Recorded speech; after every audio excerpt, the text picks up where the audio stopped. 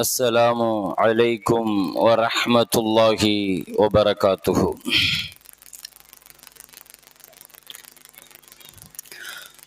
الحمد لله رب العالمين والعاقبة للمتقين والصلاة والسلام على سيدنا وحبيبنا محمد أشرف المرسلين وإمام المتقين وعلى آله وأصحابه أجمعين. أما بعد. ஜஷ்ன மீலாத் சொசைட்டியினுடைய 75ஆம் ஆண்டு சீரத் மீலாது தொடர் உபன்யாச நிகழ்ச்சியின் 5ஆம் நாளான இன்றைய தினத்தின் நிகழ்வை துவக்கி வைப்பதற்காக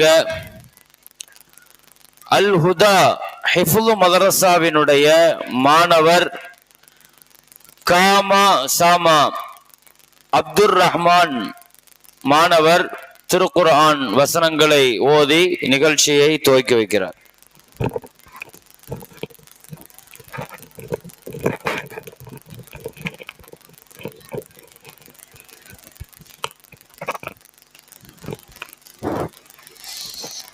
السلام عليكم ورحمة الله وبركاته. أعوذ بالله من الشيطان الرجيم.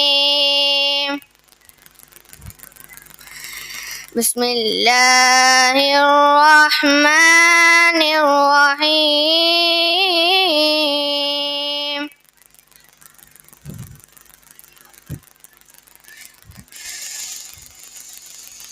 والشمس وضحاها والقمر إذا تلاها والنهار إذا جلاها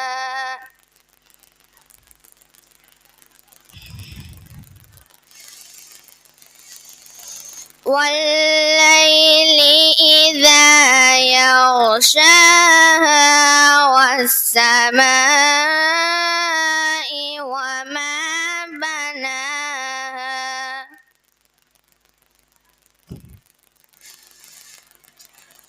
والأرض وما طحاها ونفس وما سواها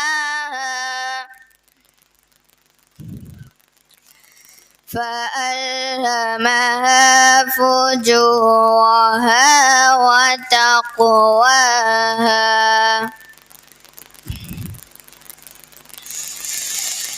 قد أفلح من زكاها وقد خاب من دساها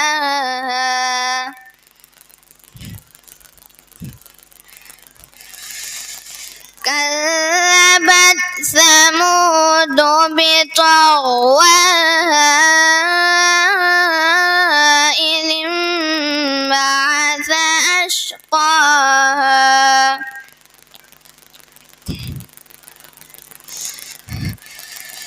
فقال لهم رسول الله ناقة الله وسقياها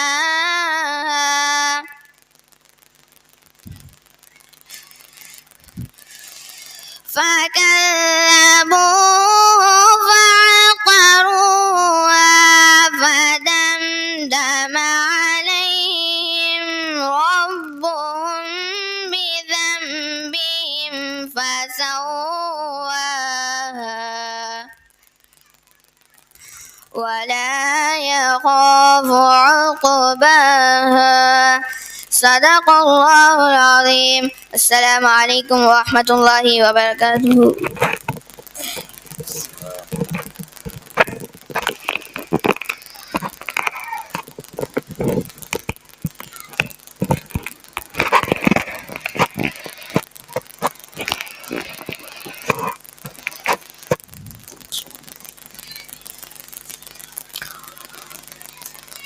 السلام عليكم ورحمة الله وبركاته. الحمد لله الذي خلق فسوى والذي قدر فهدى والذي أخرج المرعى فجعله غثاء أحوى نحمده ونستعينه ونستغفره ونستهديه ونستنصره ونستشفيه ونؤمن به ونتوكل عليه ونعوذ بالله من شرور أنفسنا ومن سيئات أعمالنا من يهده الله فلا مضل له ومن يضلل فلا هادي له أشهد أن لا إله إلا الله وحده لا شريك له جل عن الشبيه والمثيل والكفو والنظير وأشهد أن محمدا عبده ورسوله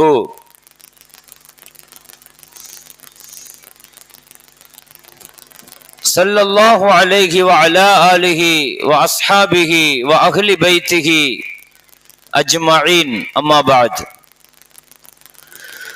فقد قال الله تعالى في كلامه القديم والفرقان الحميد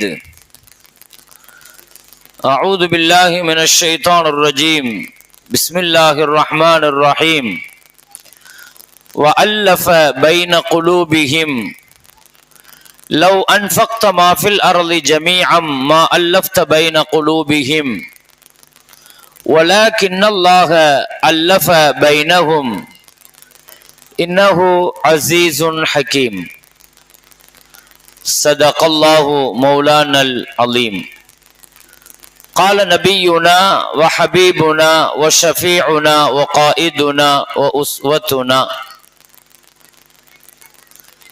محمد رسول الله صلى الله عليه وسلم خير نسائها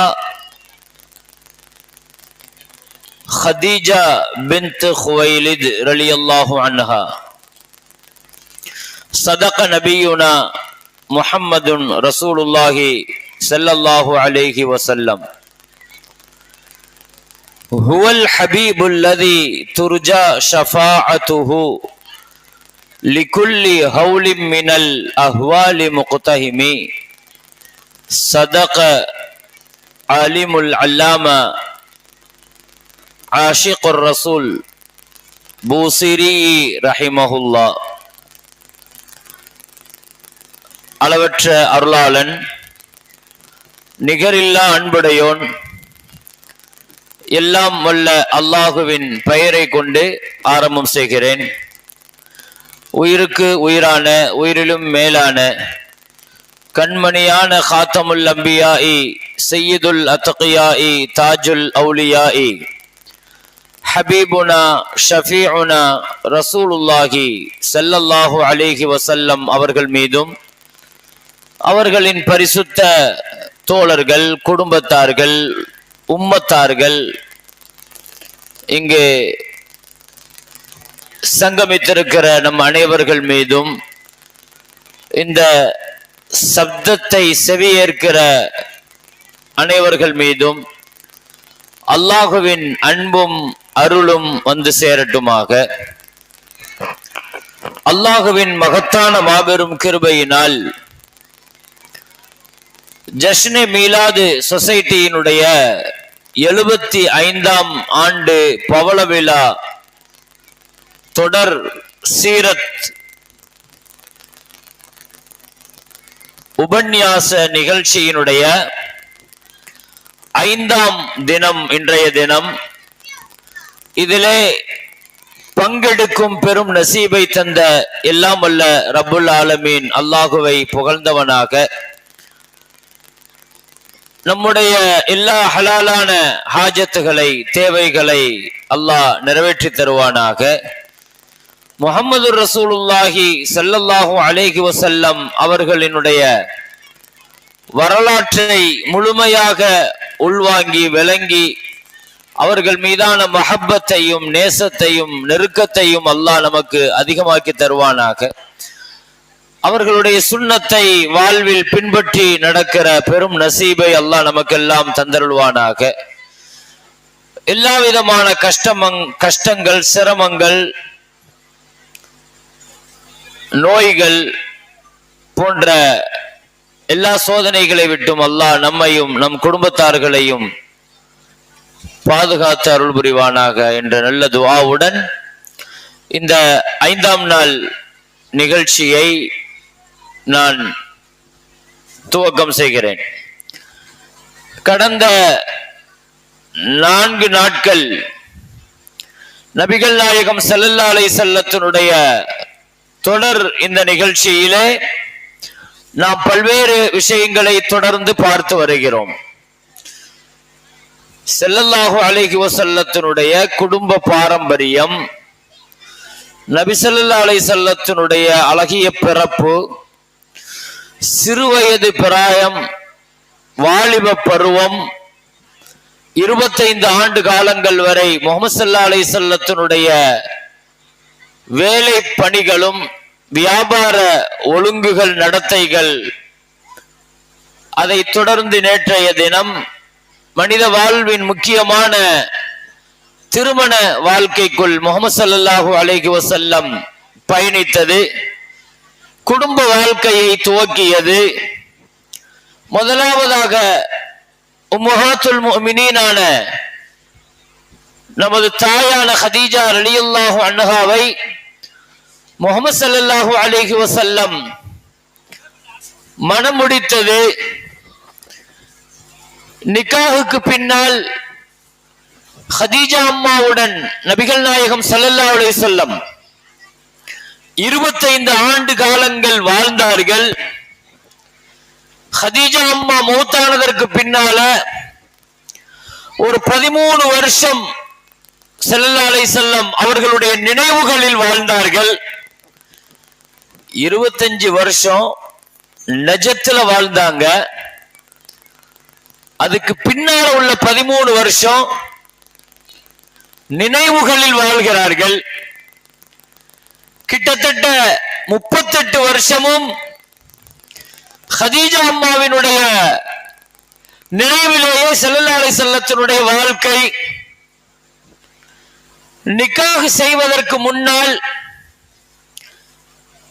நிக்காஹினுடைய ஒழுங்குகள், எப்படி ஒரு சம்பந்தம் தேர்வு செய்யப்பட வேண்டும் என்பதை பற்றி எல்லாம் மார்க்கத்தினுடைய பார்வை என்ன, இதை நாம் நேற்றைய தினம் பல விஷயங்களை தெரிஞ்சுக்கிட்டோம். நான் அதுதான் சொன்னேன். இன்னொரு பகுதி இருக்கிறது, ஸல்லல்லாஹு அலைஹி வஸல்லத்தினுடைய குடும்ப வாழ்க்கைய. ஏன்னா குடும்பம்ங்கிறது அவ்வளவு விரிவானது. ஹதீஜா அம்மாவுடன் மாத்திரம் ஸல்லல்லாஹு அலைஹி வஸல்லம் வாழல. ஆனா ஹதீஜா அம்மாவுடன் வாழ்ந்த வாழ்க்கையே 25 வருஷம் நம்ம சொல்வதற்கு நிறைய செய்திகள் இருக்கிறது. பொதுவாகவே குடும்ப வாழ்க்கை மனமானதாக ஆகிறதுக்கு முதல்ல அடிப்படை என்னன்னா, நம்ம தேர்வு செய்யறது. ஒரு குடும்பம்ங்கிறது எப்படியான பெண்ணை தேர்வு செய்கிறோம், எதை அடிப்படையாக வைத்து தேர்வு செய்கிறோம். ஒரு குடும்ப வாழ்க்கையினுடைய அடிப்படையே இதுதான். சந்தோஷமான குடும்ப வாழ்க்கை, மகிழ்ச்சிகரமான குடும்ப வாழ்க்கை அமைகிறதுக்கு எந்த பெண்ணை தேர்வு செய்யறோங்கிறது முக்கியம். முதல் விஷயம், எதை அடிப்படையாக வச்சு தேர்வு செய்யறோங்கிறது ரொம்ப முக்கியம். இந்த ரெண்டும் உமர் ரலியல்லாஹு அன்ஹு ஒரு வழக்கு வந்துச்சு. உமர் ரலியல்லாஹு அன்ஹு வழக்கு வந்தப்ப வாப்பா மகனை பத்தி கம்ப்ளைண்ட் கொடுக்கிறாரு.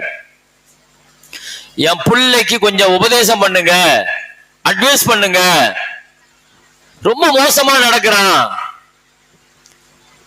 அப்படின்னு சொன்ன உடனே உமர் ரலியல்லாஹு அன்ஹு உட்கார வச்சு நிறைய உபதேசம் எல்லாம் பண்ணாங்க. அந்த பையன் சொன்னா, முடிச்சிட்டீங்களான்னு கேட்டான். யார்கிட்ட? ஜனாதிபதிட்ட. முடிச்சிட்டீங்களா? ஆமா. இப்ப நான் பேசட்டுமான்னாங்க. ஒரு மகனாக வாப்பாவுக்கு செய்ய வேண்டிய கடமைகள் என்ன அப்படிங்கறத நீங்க நிறைய சொன்னீங்க. ஒரு வாப்பாவாக மகனுக்கு செய்ய வேண்டிய கடமை என்ன, அதை சொல்லுங்க. ஜனாதிபதிட்ட அந்த பையன் என்ன கேட்டான்? பிள்ளைங்க பெற்றோர்களுக்கு செய்ய வேண்டிய கடமைகளை பத்தி நிறைய பேசுறோம். பெத்தவங்க பிள்ளைங்க மேல இருக்கிற கடமை என்ன? எங்க வாப்பா மேல எனக்கு செய்ய வேண்டிய கடமை என்ன? எங்க வாப்பா ஹஜ்ரத் உமர் ரலியல்லாஹு சொன்னாங்க, 3 கடமை இருக்குதுப்பா அப்படின்னாங்க.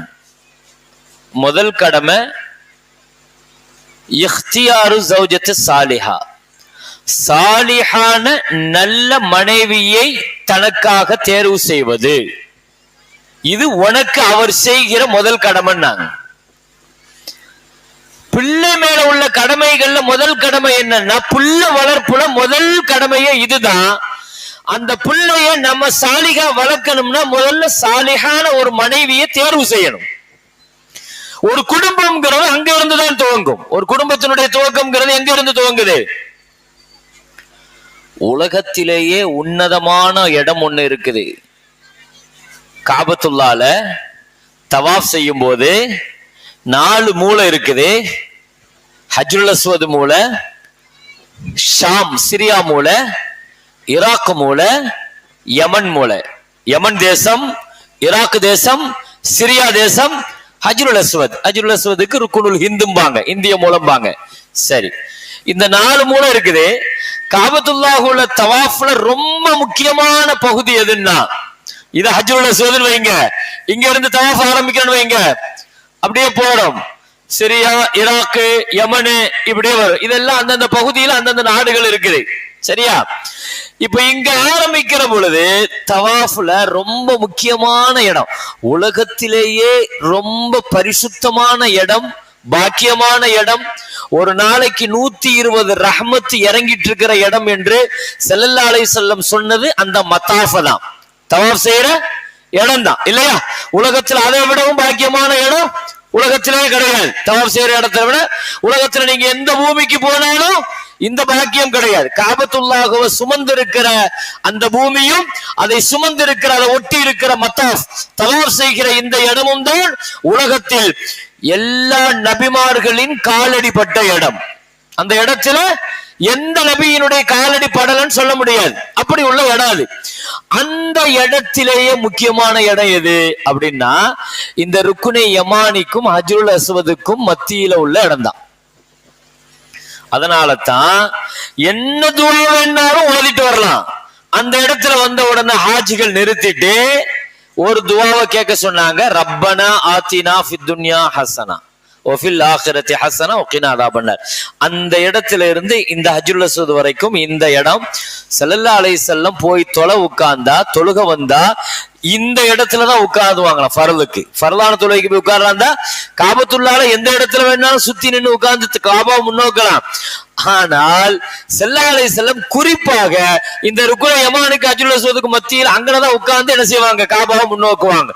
ஏன்னா அங்க இருந்து நீங்க முன்னோக்குனா தான் காபா கிடைக்கும், பைத்துல் முகத்தஸ் கிடைக்கும், மஸ்ஜிது நபவி கிடைக்கும். 3 ஒரு சேர கிடைக்கணும்னா நீங்க அங்க உட்கார்ந்து முன்னோக்கி தொழுதா அது கிடைக்கும். ஏன்னா அது 3மே அந்த டைரக்ஷன்ல தான் இருக்குது. பைத்துல் முகத்தஸ் அந்த டைரக்ஷன் தான், அதே மாதிரி மஸ்ஜிது நபவி அதுவும் அந்த டைரக்ஷன் தான், அதே மாதிரி காபாவும் அதே டைரக்ஷன். அப்ப 3 சேர்ந்த மாதிரி கிடைக்கணும்னா நீங்க எந்த இடத்துல உட்கார்ந்து தொழுதாலும் அது கிடைக்காது, இந்த இடத்துல உட்கார்ந்து தொழுதா தான் அது கிடைக்கும். அதனால ஸல்லல்லாஹு அலைஹி வஸல்லம் என்ன செய்வாங்கன்னா அங்க உட்கார்ந்து அப்படி தொழுகுவாங்க. அந்த இடத்துல உலகத்தினுடைய ஆக பாக்கியமான இடம் அது. ஏன்னா 70,000 மலக்குமார்கள் உங்க துஆவிற்கு ஆமீன் சொல்வதற்காக அந்த இடத்தில் நிறுத்தப்பட்டிருக்கிறார்கள் என்று ஸல்லல்லாஹு அலைஹி வஸல்லம். ஒரு மலக்கு 2 மலக்குனுடைய துஆ இல்ல, 70,000 மலக்குகள் உங்க துஆவுனுடைய ஆமீனுக்காக காத்திருக்கிறாங்க. அப்ப அந்த இடத்துல என்ன கேட்கலாம், என்ன கேட்கணும்? எவ்வளவு பாக்கியமான இடம். ஆனா அந்த இடத்துல ரப்பனா ஆத்தினா ஃபித் துன்யா ஹஸனா, யா அல்லாஹ் உலகத்துல எனக்கு நன்மை செய், மறுமையிலேயும் எனக்கு நன்மையத்தா, நரகத்தினுடைய வேதனை விட்டு பாதுகாத்துரு. இதைத்தான் கேட்க சொன்னாங்க.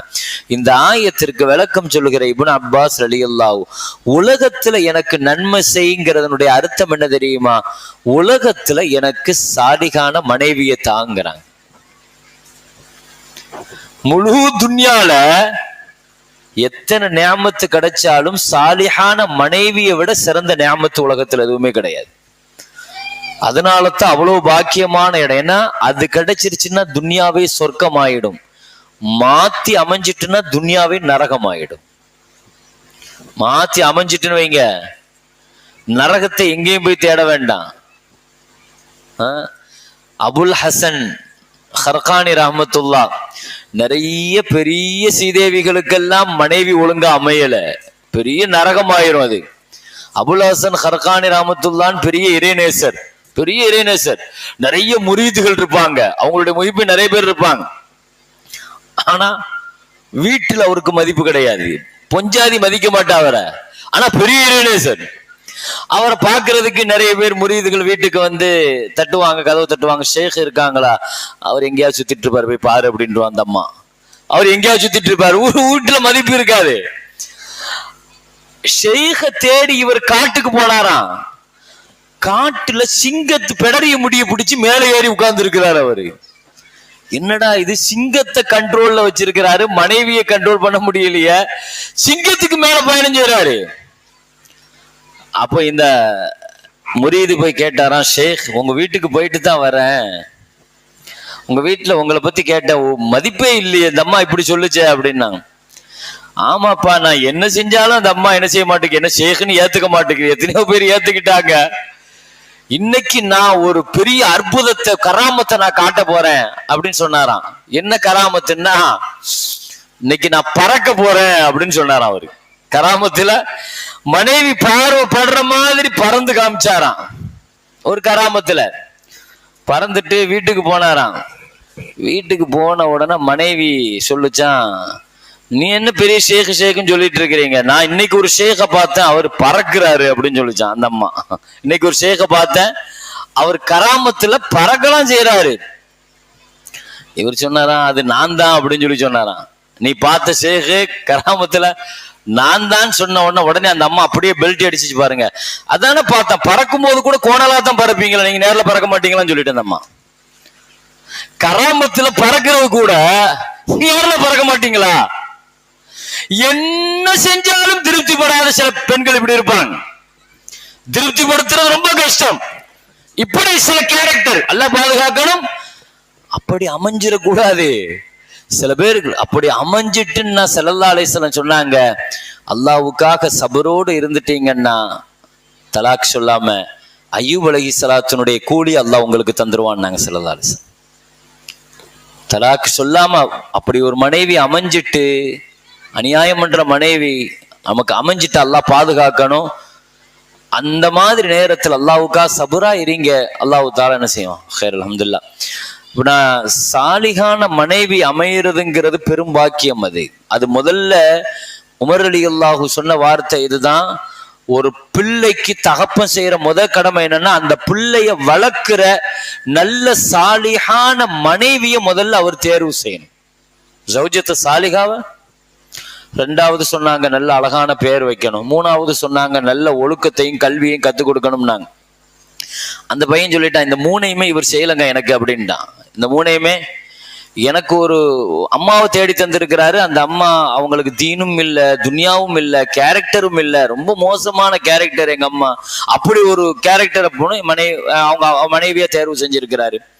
ரெண்டாவது சொன்னாங்க பேரு, எனக்கு வச்சிருக்கிற பேரை கேட்டீங்கன்னா சுகுல்னு வச்சிருக்கிறாரு, நெருப்பு கங்குன்னு பேர் வச்சிருக்கிறாரு. எனக்கு பேரை தேடி பிடிச்சி எனக்கு இப்படி நெருப்பு கங்குன்னு சொல்லி பேர் வச்சிருக்கிறாருன்னு சொன்னாங்க. மூணாவது அவர் சொன்னாரு, எனக்கு கல்வியும் கத்து தரல, ஒழுக்கத்தையும் கத்தரல, ஒண்ணுமே எனக்கு என்ன செய்யல.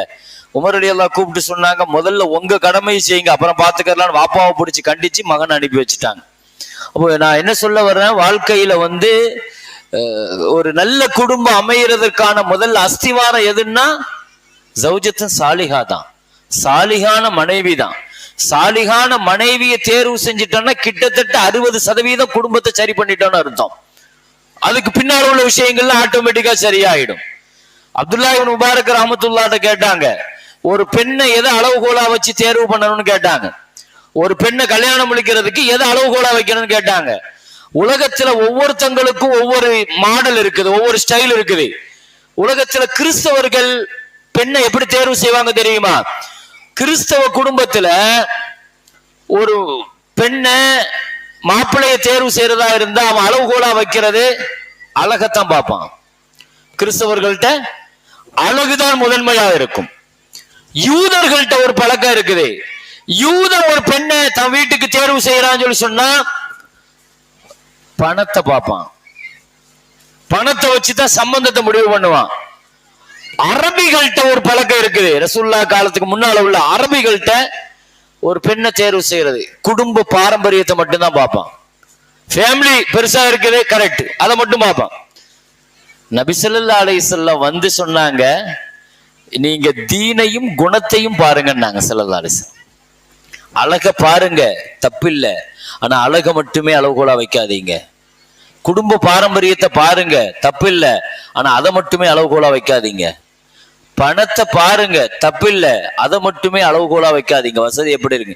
ஆயிஷா ரலியல்லாஹு அன்ஹா சொன்னாங்க, நீங்க குணத்தையும் தீனையும் விட்டுட்டு பணத்தையோ அழகையோ பாரம்பரியத்தையோ தேர்வு செஞ்சா நிச்சயமா 3 நடக்கும்னாங்க. ஒண்ணு, நீ பொருள் அடிப்படையாக வச்சு தேர்வு செஞ்சா வறுமை வரும். நீ அழகு அடிப்படையா வச்சு தேர்வு செஞ்சா அந்த அழகு அது கரைஞ்சு போகும், அது நிலைக்காது. குடும்ப பாரம்பரியத்தை தேர்வு செஞ்சா அது இழிவை ஏற்படுத்தி தரும். நாங்க இது அடிப்படையா வைக்காதீங்கிறாங்க, இது அளவுகோலா வைக்காதீங்க, இதை மட்டுமே பெருசா எடுக்க. தொழுகை இல்லைங்க, தொழுகை இல்ல, தீன் இல்ல, ஆனா பரவாயில்ல, கொஞ்சம் நல்ல குடும்பம் தானே, வசதியான குடும்பம் தானே, பாத்துக்கலாமே, செஞ்சு. ஸல்லல்லாஹு அலைஹி வஸல்லம் ஃபஸவ்விஜூஹு, தீனையும் குணத்தையும் முதலிடம் கொடுங்க, இதை அளவுகோலா வைங்க. ஹதீஜா அம்மா ரலியல்லாஹு அன்ஹா நபி ஸல்லல்லாஹு அலைஹி வஸல்லத்தை தேர்வு செஞ்சது இந்த குணத்தை வச்சுதான். குணத்தை கொண்டு தேர்வு செய்ததினால், ஸல்லல்லாஹு அலைஹி வஸல்லம் அவங்களுடைய குணத்தை வச்சு தேர்வு செஞ்சதுனால குடும்ப வாழ்க்கை இப்படி சந்தோஷமாக வாழ்ந்தாங்க. ஹதீஜா அம்மாவும் ஸல்லல்லாஹு அலைஹி வஸல்லம் அவ்வளவு சந்தோஷமா மகிழ்ச்சியா வாழ்ந்தாங்க. வாழுகிற காலங்கள்ல நான் சொன்ன பாருங்க, ஸல்லல்லாஹு அலைஹி வஸல்லத்தோடு அவ்வளவு அந்யோன்யமாக, தன் கணவருக்கு அவ்வளவு, ஸல்லல்லாஹு அலைஹி வஸல்லத்துக்காக அவ்வளவு செய்வாங்க. என்ன பிரச்சனைனாலும் ஸல்லல்லாஹு அலைஹி வஸல்லம் தன் மனைவி ஹதீஜாட்ட வந்து சொல்லிடுவாங்க. ஸல்லல்லாஹு அலைஹி வஸல்லம், நபி ஸல்லல்லாஹு அலைஹி வஸல்லத்துடைய பழக்கம் அது. வெளியே என்ன நடந்தாலும் வீட்டுக்கு வந்த உடனே தன் மனைவி உட்கார்ந்து, ஹதீஜா இப்படி இப்படி நடந்துச்சு, இவர் இப்படி பேசினாங்க, இப்படி பண்ணிட்டாங்க, இதை செஞ்சாங்க. நபிகள் நாயகம் ஸல்லல்லாஹு அலைஹி வஸல்லத்திற்கு ஒரு ஆசை என்னன்னா, தனிமையை விரும்பினாங்க தவம் இருக்கிறதுக்காக. ஒரு 35 வயசுல ஸல்லல்லாஹு அலைஹி வஸல்லத்துக்கு வந்து இந்த ஆசை வந்துருச்சு. என்னன்னா, ஒரு ஆன்மீகத்தின் மீது, தனிமையின் மீது, கல்வத்து மேல ஒரு நாட்டம். ஒரு கட்டத்துக்கு மேல இந்த தனிமை ரொம்ப முக்கியம்ங்க. நம்மளை பண்படுத்துறதுக்கு காலமெல்லாம் குடும்பத்தோடயோ இருக்கிறோம், மனைவியோட இருக்கிறோம், மக்களோடயோ இருக்கிறோம். மார்க்கம் ஒரு சில நிமிடங்களை தனிமையில இருக்க சொல்லுது. அதுக்கு பேர் முராக்கபா. தொழுது முடிச்சிட்டு கொஞ்ச நேரம் தனிமையில இருங்க. ஒரு நாள் உங்க சிந்தனையை ஓட விடுங்க. நான் என்ன பாவம் செஞ்சேன், என்ன செஞ்சேன், என் வாழ்க்கையில் என்னெல்லாம் நடந்துச்சு, சுய விசாரணை செய்யுங்கிறாங்க. ஒரு நாள் அல்லாஹ் விசாரிப்பான், அதுக்கு முன்னால நீங்க விசாரிச்சிருங்க உங்களை பத்தி. இன்னைக்கு காலையில இருந்து நன்மை அதிகமா செஞ்சிருக்கிறேனா, பாவத்தை அதிகமா செஞ்சிருக்கிறேனா? இந்த பயிற்சி ரொம்ப முக்கியம். உமர் ரலியல்லாஹு சொல்லுவாங்க, 4 விஷயங்கள் செய்யணும். 4 விஷயம். ஒன்று முராகபா, முராகபா, முஹாசபா, முஷாரத்தா, முஆக்கபா. 4 சொல்லுவாங்க. இதுல 4 நிலைப்பாடு இருக்குது. இதுல முதல் விஷயம் என்னன்னா,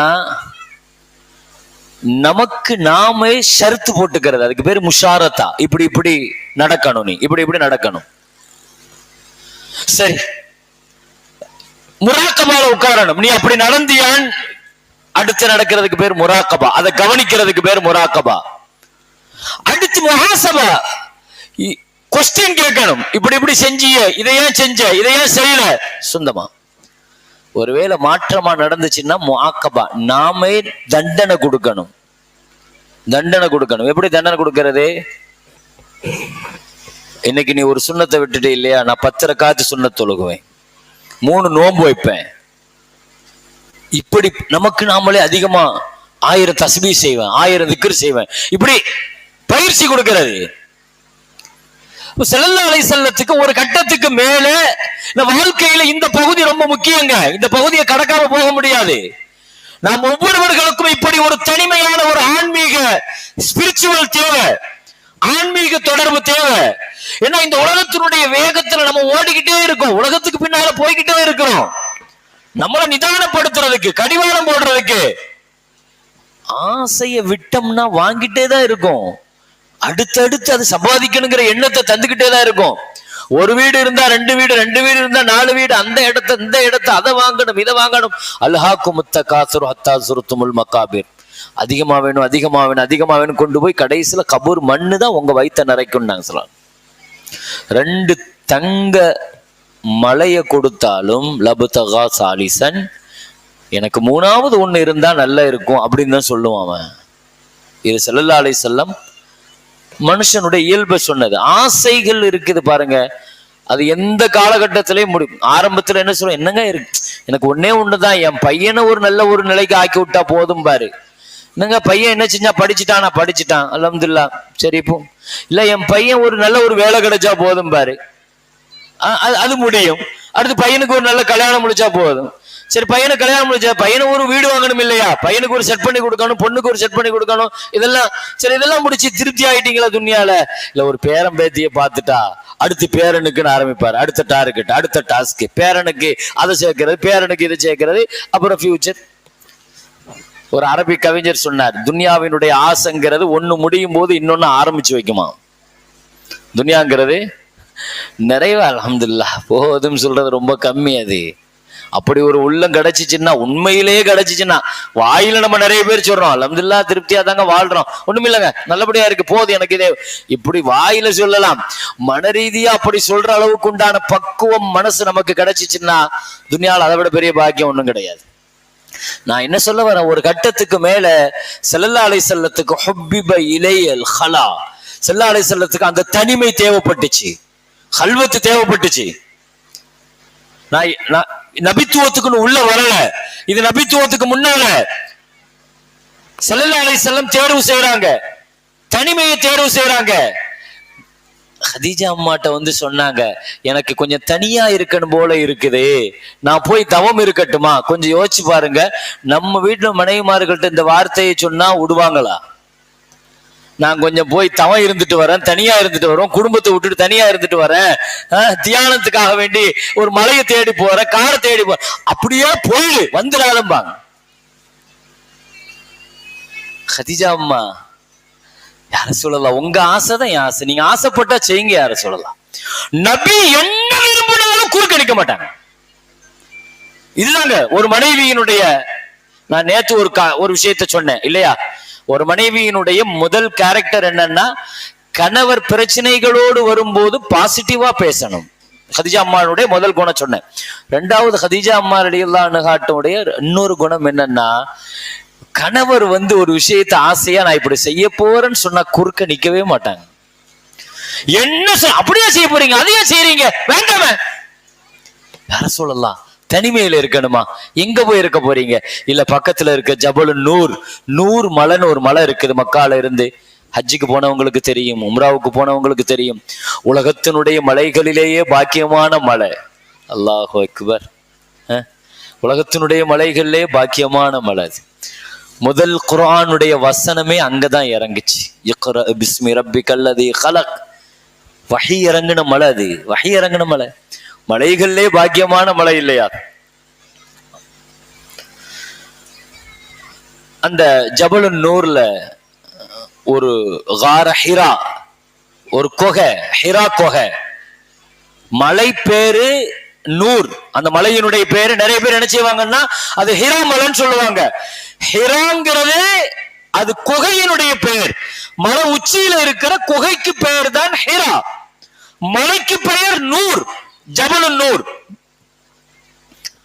அங்க போய் இருக்கிறாங்க ஸல்லல்லாஹு அலைஹி வஸல்லம். ஏன்னா அன்னைக்கு மக்காவுக்கு நெருக்கமா இருந்த ரொம்ப உயரமான மலை அது. அங்க ஒரு இடம் இருக்குது ஹிரா, அதுல போய் உட்கார்ந்தா டைரக்டா காபாவுடைய வியூ கிடைக்கும். அந்த மலை ஏன் தேர்வு செஞ்சாங்க? அந்த ஹிராவை ஏன் தேர்வு செஞ்சாங்க? அந்த குகைய அங்க போய் உட்கார்ந்து தவம் இருந்தா காபாவை பார்த்துட்டே தவம் இருக்கலாம். அந்த தியானத்தை ஸல்லல்லாஹு அலைஹி வஸல்லம் விரும்பினாங்க, தனிமையை விரும்பினாங்க. அல்லாஹு அக்பர். அந்த பாக்கியவதி இருக்கிறாங்க பாருங்க, ஸல்லல்லாஹு அலைஹி வஸல்லம் போய் தவம் இருக்கிறதுக்காக வேண்டி போயிட்டாங்க. ஒவ்வொரு நாளும் அந்த மலையில சாப்பாடு எடுத்துட்டு போவாங்க. இத லேசா சொல்றோம், கணவருக்கு சாப்பாடு கொடுக்க போறாங்கன்னு நம்ம சொல்லிட முடியாது. அந்த மலையை பார்த்தவங்களுக்கு தெரியும், அது 2 மலைய நட்டி வச்ச மாதிரி இருக்கும். ஒரு மலைக்கு மேல ஒரு மலை வச்ச மாதிரி இருக்கும். அது அந்த மலை ஜபல் நூர் சுமார் 2106 ஃபீட் அடி, 2106 அடி, கிட்டத்தட்ட 2000க்கும் மேற்பட்ட அடி. அதனுடைய உயரத்தை கொஞ்சம் கற்பனை பண்ணுங்க. இன்னைக்கு படி போட்டு வச்சிருக்கிறான், அன்னைக்கு படி எல்லாம் கிடையாது. இன்னைக்கு ஸ்டெப்ஸ் இருக்குது. ஸ்டெப் மட்டுமே 1750 ஸ்டெப் போட்டு வச்சிருக்கிறான். 1750 ஸ்டெப் இருக்குதுன்னா வீட்டுல ஒரு 10 படி ஏறுறதுக்குள்ள முட்டு வலிக்குதுன்னு உட்கார்றோம். ஒரு 40, 45 வயசு, 50 வயசு ஆயிட்டா. அன்னைக்கு ஹதீஜா அம்மாவுக்கு வயசு என்ன? கொஞ்சம் யோசிச்சு பாருங்க. நபி ஸல்லல்லாஹு அலைஹி வஸல்லத்திற்கு 35 வயசுன்னா ஹதீஜா அம்மாவுக்கு வயசு என்ன? கிட்டத்தட்ட ஒரு 50 வயசை தாண்டி போய் நிக்கிறாங்க. 50 வயசு தாண்டி இருக்கிற ஒரு வயசான அம்மா, அதுவும் பெண்ணு, பலகீனமானவங்க. அல்லாஹு அக்பர். ஒவ்வொரு நாளும் சாப்பாடை கொண்டு படி இல்லாம அங்க ஏறி வருவாங்க ஸல்லல்லாஹு அலைஹி வஸல்லத்துக்காக, தன் கணவருக்காக. மக்காவுல இருந்து எவ்வளவு தூரம் நடக்கணும் அந்த மலைக்கு மேல பின்ன ஏறணும், பின்ன உச்சியில காரஹிராவுக்கு போகணும், கணவருக்கு சாப்பாடை கூப்பிட்டு மறுபடியும் இறங்கணும். ஒரு நாள் வேலையா இது? ஆயுள்ல ஒரு தடவை ஹஜ்ஜுக்கு போயிட்டு அங்க ஏறுறதுக்கு இளைஞன் படாத பாடுபடுறான், இளைஞர்களே படாத பாடுபடுறான். ஒரு தடவை ஏறிட்டு வர்றதுக்கு ஒரு 2 மணி நேரம் ஆகுதுன்னு வைங்க, ஏறிட்டு இறங்குறதுக்குள்ள. அல்லாஹ் அக்பர். அவன் படுற பாடு இருக்குது பாருங்க. அந்த அம்மா ஸ்ரீதேவி அவங்களுடைய இதை கொஞ்சம் நினைச்சு பாருங்களேன். ஹதீஜா அம்மாவுடைய தியாகத்தை நினைச்சு பாருங்களேன். தன் கணவருக்காக, கணவர் தேர்வு செய்த அந்த மலைக்கா ஒவ்வொரு நாளும் உணவுகளை கொடுக்கிற அல்லாஹ் அக்பர். கணவருக்கான சேவைகள் ஹதீஜா அம்மா வாழ்க்கையில பெரிய பாக்கியம்ங்க. அவங்கள பத்தி சொல்லணும்னா ஒரே ஒரு வார்த்தையில மட்டும் நம்ம சொல்லி முடிக்க முடியாது. முதல்ல ஈமான் கொண்டவங்க மட்டுமல்ல, முதல்ல தக்பீர் கட்டி ரசூலுல்லாஹ்வுக்கு பின்னால நின்னு தொழுதவங்க அவங்கதான். ஆனா ஃபர்து தொழுகை கடமையாகல. ஸல்லல்லாஹு அலைஹி வஸல்லம் அப்போ ஃபர்து கடமையாகிறதுக்கு முன்னால காலையில 2 ரக்காத்து, சாயந்தரம் 2 ரக்காத்து தொழுவாங்க. யாரு பின்னால நிப்பாங்க?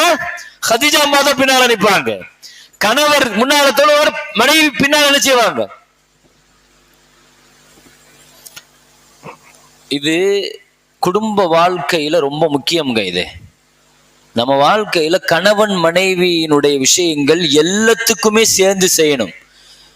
ஸல்லல்லாஹு அலைஹி வஸல்லம் அலி ரலியல்லாஹுக்கும் ஃபாத்திமா ரலியல்லாஹுக்கும் நிக்காஹ் முடிச்சு கொடுத்த உடனே ஸல்லல்லாஹு அலைஹி வஸல்லம் சொன்னாங்க, 2 பேரும் வீட்டுல இருங்க, நான் வரேன் அப்படின்னு சொல்லிட்டு ஸல்லல்லாஹு அலைஹி வஸல்லம் வந்தாங்க. வந்து மருமகனை கூப்பிட்டாங்க, மகள் ஃபாத்திமாவை கூப்பிட்டாங்க. இல்லற வாழ்க்கையை ஆரம்பிக்க போறீங்க, குடும்ப வாழ்க்கையை துவங்க போறீங்க, இதெல்லாம் பெத்தவங்க பிள்ளைகளுக்கு சொல்லி கொடுக்கணும். நமக்கே முதல்ல இது வரைக்கும் தெரியறது இல்லை, நாம தெரிஞ்சுக்கணும். இந்த மாதிரி மீலாது சபைகளுக்கு மஜ்லிஸுக்கு வந்தா தான் நமக்கே தெரிகிறது ஸல்லல்லாஹு அலைஹி வஸல்லத்தினுடைய வாழ்க்கையில் இப்படியெல்லாம் சுன்னத்து இருக்குதா, இதெல்லாம் இதுவரைக்கும் படிக்காம போயிட்டோம்னு. கல்யாணம் முடிச்சு கொடுத்த உடனே மணமக்களை முதல்ல சந்திக்கிறதுக்கு முன்னால ஸல்லல்லாஹு அலைஹி வஸல்லத்தினுடைய சுன்னத்து வந்து அலி ரலியல்லாஹுடைய கையை பிடிச்சாங்க, மகனுடைய கையை பிடிச்சு வச்சுட்டு ஸல்லல்லாஹு அலைஹி வஸல்லம் சொன்னாங்க, அலியே நீங்க இமாமத்து செய்யுங்க, என் மக பின்னால நின்னு உங்களுக்கு ஃபாலோ பண்ணி தொழுகுவா. 2 பேரும் சல்லியா, 2 பேரும் தொழுகுங்க 2 ரக்காத்து. தொழுது முடிச்சிட்டு 2 பேரும் சேர்ந்து இஸ்திக்ஃபார் செய்யுங்க, 2 பேரும் சேர்ந்து தஸ்பீஹ் செய்யுங்க, 2 பேரும் சேர்ந்து நீங்க துஆ ஓதுங்க, என் புள்ள ஆமீன் சொல்லுவாங்க. அதுக்கு பிறகு குடும்ப வாழ்க்கையை ஆரம்பிக்கும். ஒரு குடும்ப வாழ்க்கைங்கிறது இப்படித்தான் ஆரம்பிக்கணும். கல்யாணம் முடிச்சு முதல்ல கணவன் மனைவி முதல்ல அவர் நின்று தக்பீர் கட்டணும், மனைவியை பின்னால நிக்க வைக்கணும். ஹைர் அல்ஹம்துலில்லாஹ். அந்த சுன்னத்து அப்ப கிடைக்கலன்னா ஒண்ணு கவலைப்பட வேண்டாம், இப்ப கூட அந்த சுன்னத்து இருக்கத்தான் செய்யுது. தாராளமா என்ன செஞ்சுக்கலாம், மனைவியை பின்னால நிறுத்தி 2 ரக்காத் தொழுகிறது ஒண்ணு தப்பு இல்லையே, அது செய்யுங்க. அது குடும்பத்திற்கான பரக்கத், அது மகிழ்ச்சிகரமான வாழ்க்கைக்கான அடிப்படை அது. எனவே ஸல்லல்லாஹு அலைஹி வஸல்லம் நிப்பாங்க, ஹதீஜா அம்மா பின்னால, வேற யாருமே இல்ல. 2 பேர் தான் தொழுகையாளிகள் அன்னைக்கு. ஹதீஜா ரலியல்லாஹு அன்ஹா பின்னால நின்னு தொழுதாங்க. முதல்ல ஈமான் கொண்டவங்க, முதல் ரசூலுல்லாஹ்வுக்கு பின்னால நின்னு தொழுதவங்க. இப்படி ஹதீஜா அம்மா விஷயத்துல முதல் சொல்ல ஆரம்பிச்சா பெரிய பட்டியல் இருக்குது. அவங்க முதல்ல செஞ்சது அப்படின்னு சொல்ல ஆரம்பிச்சா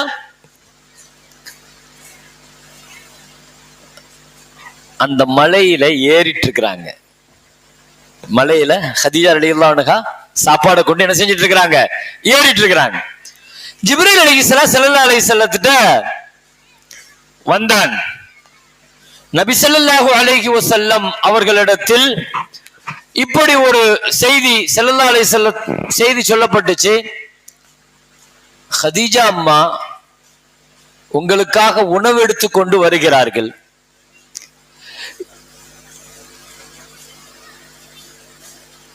யா ரசூலல்லாஹ், அல்லாஹ் ஹதீஜா அம்மாவுக்கு சலாம் சொல்லி அனுப்புனா அப்படின்னாங்க.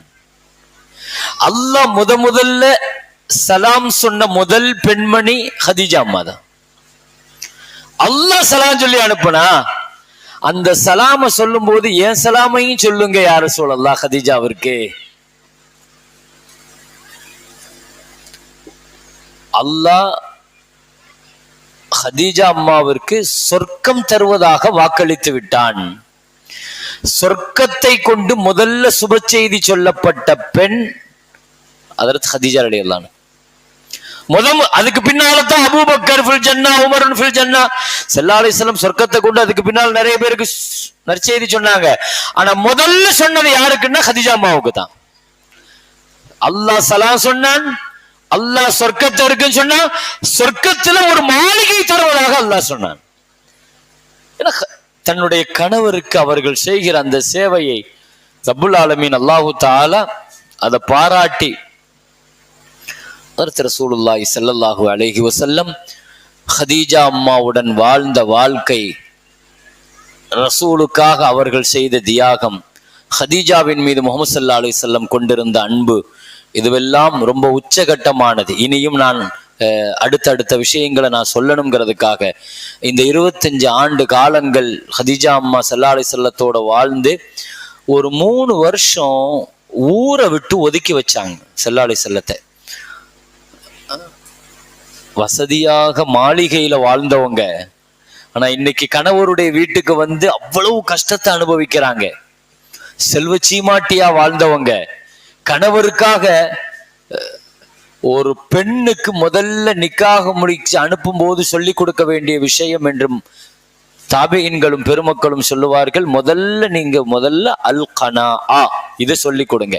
நீ உன் வாப்பா வீட்டுல வசதியா வாழ்ந்திருப்ப, நினைச்ச மாதிரி வாழ்ந்திருப்ப, ஆசைப்பட்டதெல்லாம் கிடைச்சிருக்கும். ஆனா கணவருடைய வீட்டுல கணவருடைய வருமானம், சூழல் இதையெல்லாம் அனுசரிச்சு போதுங்கிற எண்ணத்தோடு வாழணும். இதைத்தான் பிள்ளைக்கு முதல்ல சொல்லி கொடுக்கணுமா?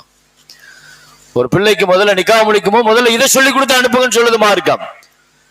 ஹதீஜா ரலியல்லாஹு அன்ஹா முஹம்மது ஸல்லல்லாஹு அலைஹி வஸல்லத்தோடு வாழ்ந்து 25 ஆண்டு காலங்கள் கஷ்டம், நஷ்டம், சுக, துக்கம் அத்தனையிலும் பங்கெடுத்து வாழ்நாளினுடைய கடைசியில் ஹதரத் ஹதீஜா அம்மா அன்றைக்கு கூட அந்த செய்தியினுடைய ஒரு செய்தியை சொன்ன உங்களுக்கு ஞாபகம் இருக்கலாம். ஹஜ்ரத் ஹதீஜா ரலியல்லாஹு அன்ஹா சக்கராத்தில படுத்திருக்கிறாங்க. முஹம்மது ஸல்லல்லாஹு அலைஹி வஸல்லம் பள்ளிவாசல்ல இருக்கிறாங்க காபத்துல்லால. இப்போ பக்கத்துல மகள் ஃபாத்திமா இருக்கிறாங்க.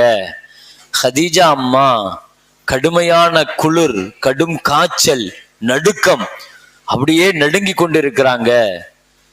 பக்கத்துல இருக்கிற ஃபாத்திமா ரலியல்லாஹு அன்ஹாட்ட சொன்னாங்களாம், உங்க வாப்பாட்ட போய் எனக்கு போர்த்துறதுக்கு ஒரு போர்வை வாங்கிட்டு வருவியா மகளே, ரொம்ப குளிர் அடிக்குது அப்படின்னு சொன்ன உடனே மகள் ஃபாத்திமா ஸல்லல்லாஹு அலைஹி வஸல்லத்திட்ட போய், அம்மாவுக்கு கடுமையா காய்ச்சலா இருக்குது, குளிர் நடுக்கம் இருக்குது, போர்த்துறதுக்கு போர்வை கேட்குறாங்க அப்படின்னு சொன்னப்ப முஹம்மது ஸல்லல்லாஹு அலைஹி வஸல்லம் கண்ணீர் வடித்து சொன்னார்கள், என் ஹதீஜாவிற்கா இந்த நிலை? எப்படி வாழ்ந்தால் தெரியுமா? இன்றைக்கு ஒரு போர்வை கூட என் ஹதீஜாவிடம் இல்லையா என்று நினைச்சு வருத்தப்பட்டுட்டு முஹம்மது ஸல்லல்லாஹு அலைஹி வஸல்லம் சொன்னார்களாம், மகளே, என்னிடத்திலேயும் கொடுப்பதற்கு போர்வை இல்லை மகளே என்று சொல்லி தாங்கள் கெட்டிருந்த தலப்பாகையை அவிழ்த்து தன் மகளிடம் கொடுத்து, உம்மாவுக்கு இதை கொண்டு போர்த்தி விடு என்று சொன்ன பொழுது ஃபாத்திமா ரலியல்லாஹு அன்ஹா அந்த தலப்பாகையை வாங்கி கொண்டு தன் தாயிடம் வந்து போர்த்தி விடுகிறார்கள், போர்த்துகிறார்கள். போர்த்தியும் குளிரின் நடுக்கம் நிற்கவில்லை. பக்கத்தில் இருக்கிற மகளிடம் ஹதீஜா ரலியல்லாஹு அன்ஹா சொன்னாங்க, மகளே, எனக்கு ஒரு உதவி செய்யணும் அப்படின்னு கேட்டாங்க. என்னம்மா செய்யணும் அப்படின்னு கேட்கிறா மக. இல்லை, நான் எழுந்திருச்சு நிக்கணும், என்னை எழுந்திருச்சு நிக்க வைப்பியா, என்னால உட்கார முடியல. அப்போ மக சொன்னாங்க, அம்மா, இந்த கஷ்டமான நேரத்திலையும் சக்கராத்துல நோயில முடியல, அப்படி இருந்து ஏம்மா எழுந்திருச்சு நிக்கணும் நீங்க நினைக்கிறீங்க? உங்களுக்கு என்ன செய்யணும் சொல்லுங்கம்மா, நான் செய்யறேன். ஒரு 8 வயசு இருக்குங்க, ஒரு 7-8 வயசு தான் இருக்கும்.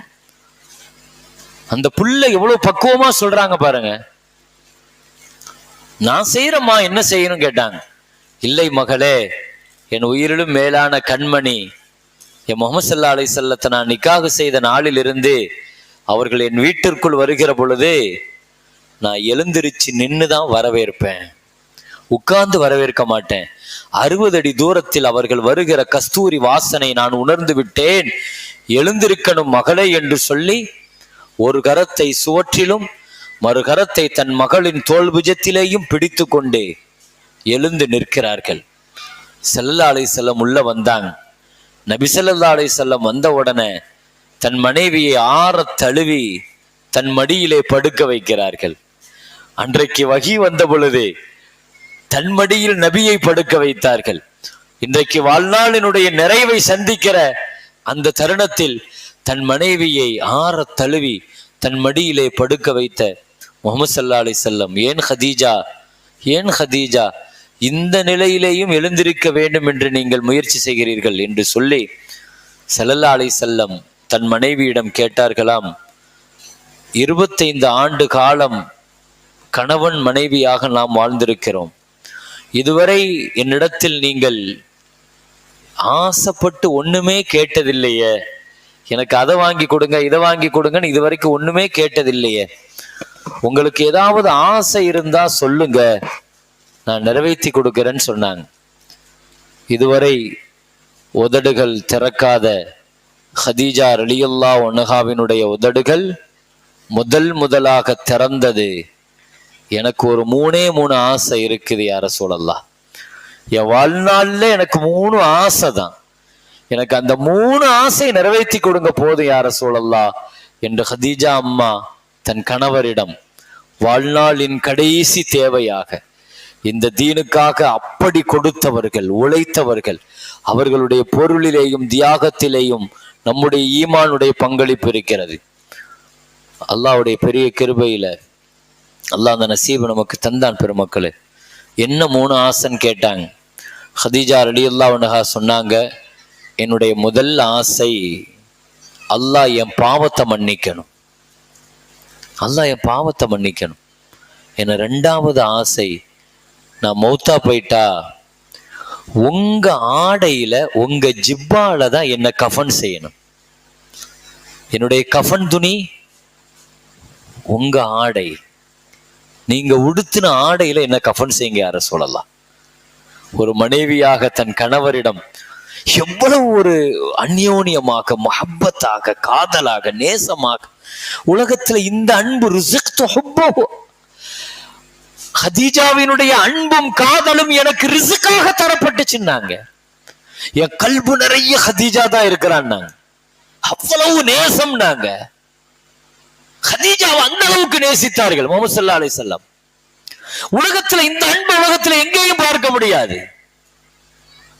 ஹதீஜா அம்மா மௌத்தா போனதற்கு பின்னால கூட ஹதீஜா ஹதீஜா ஹதீஜா எத்தனை வருஷம்?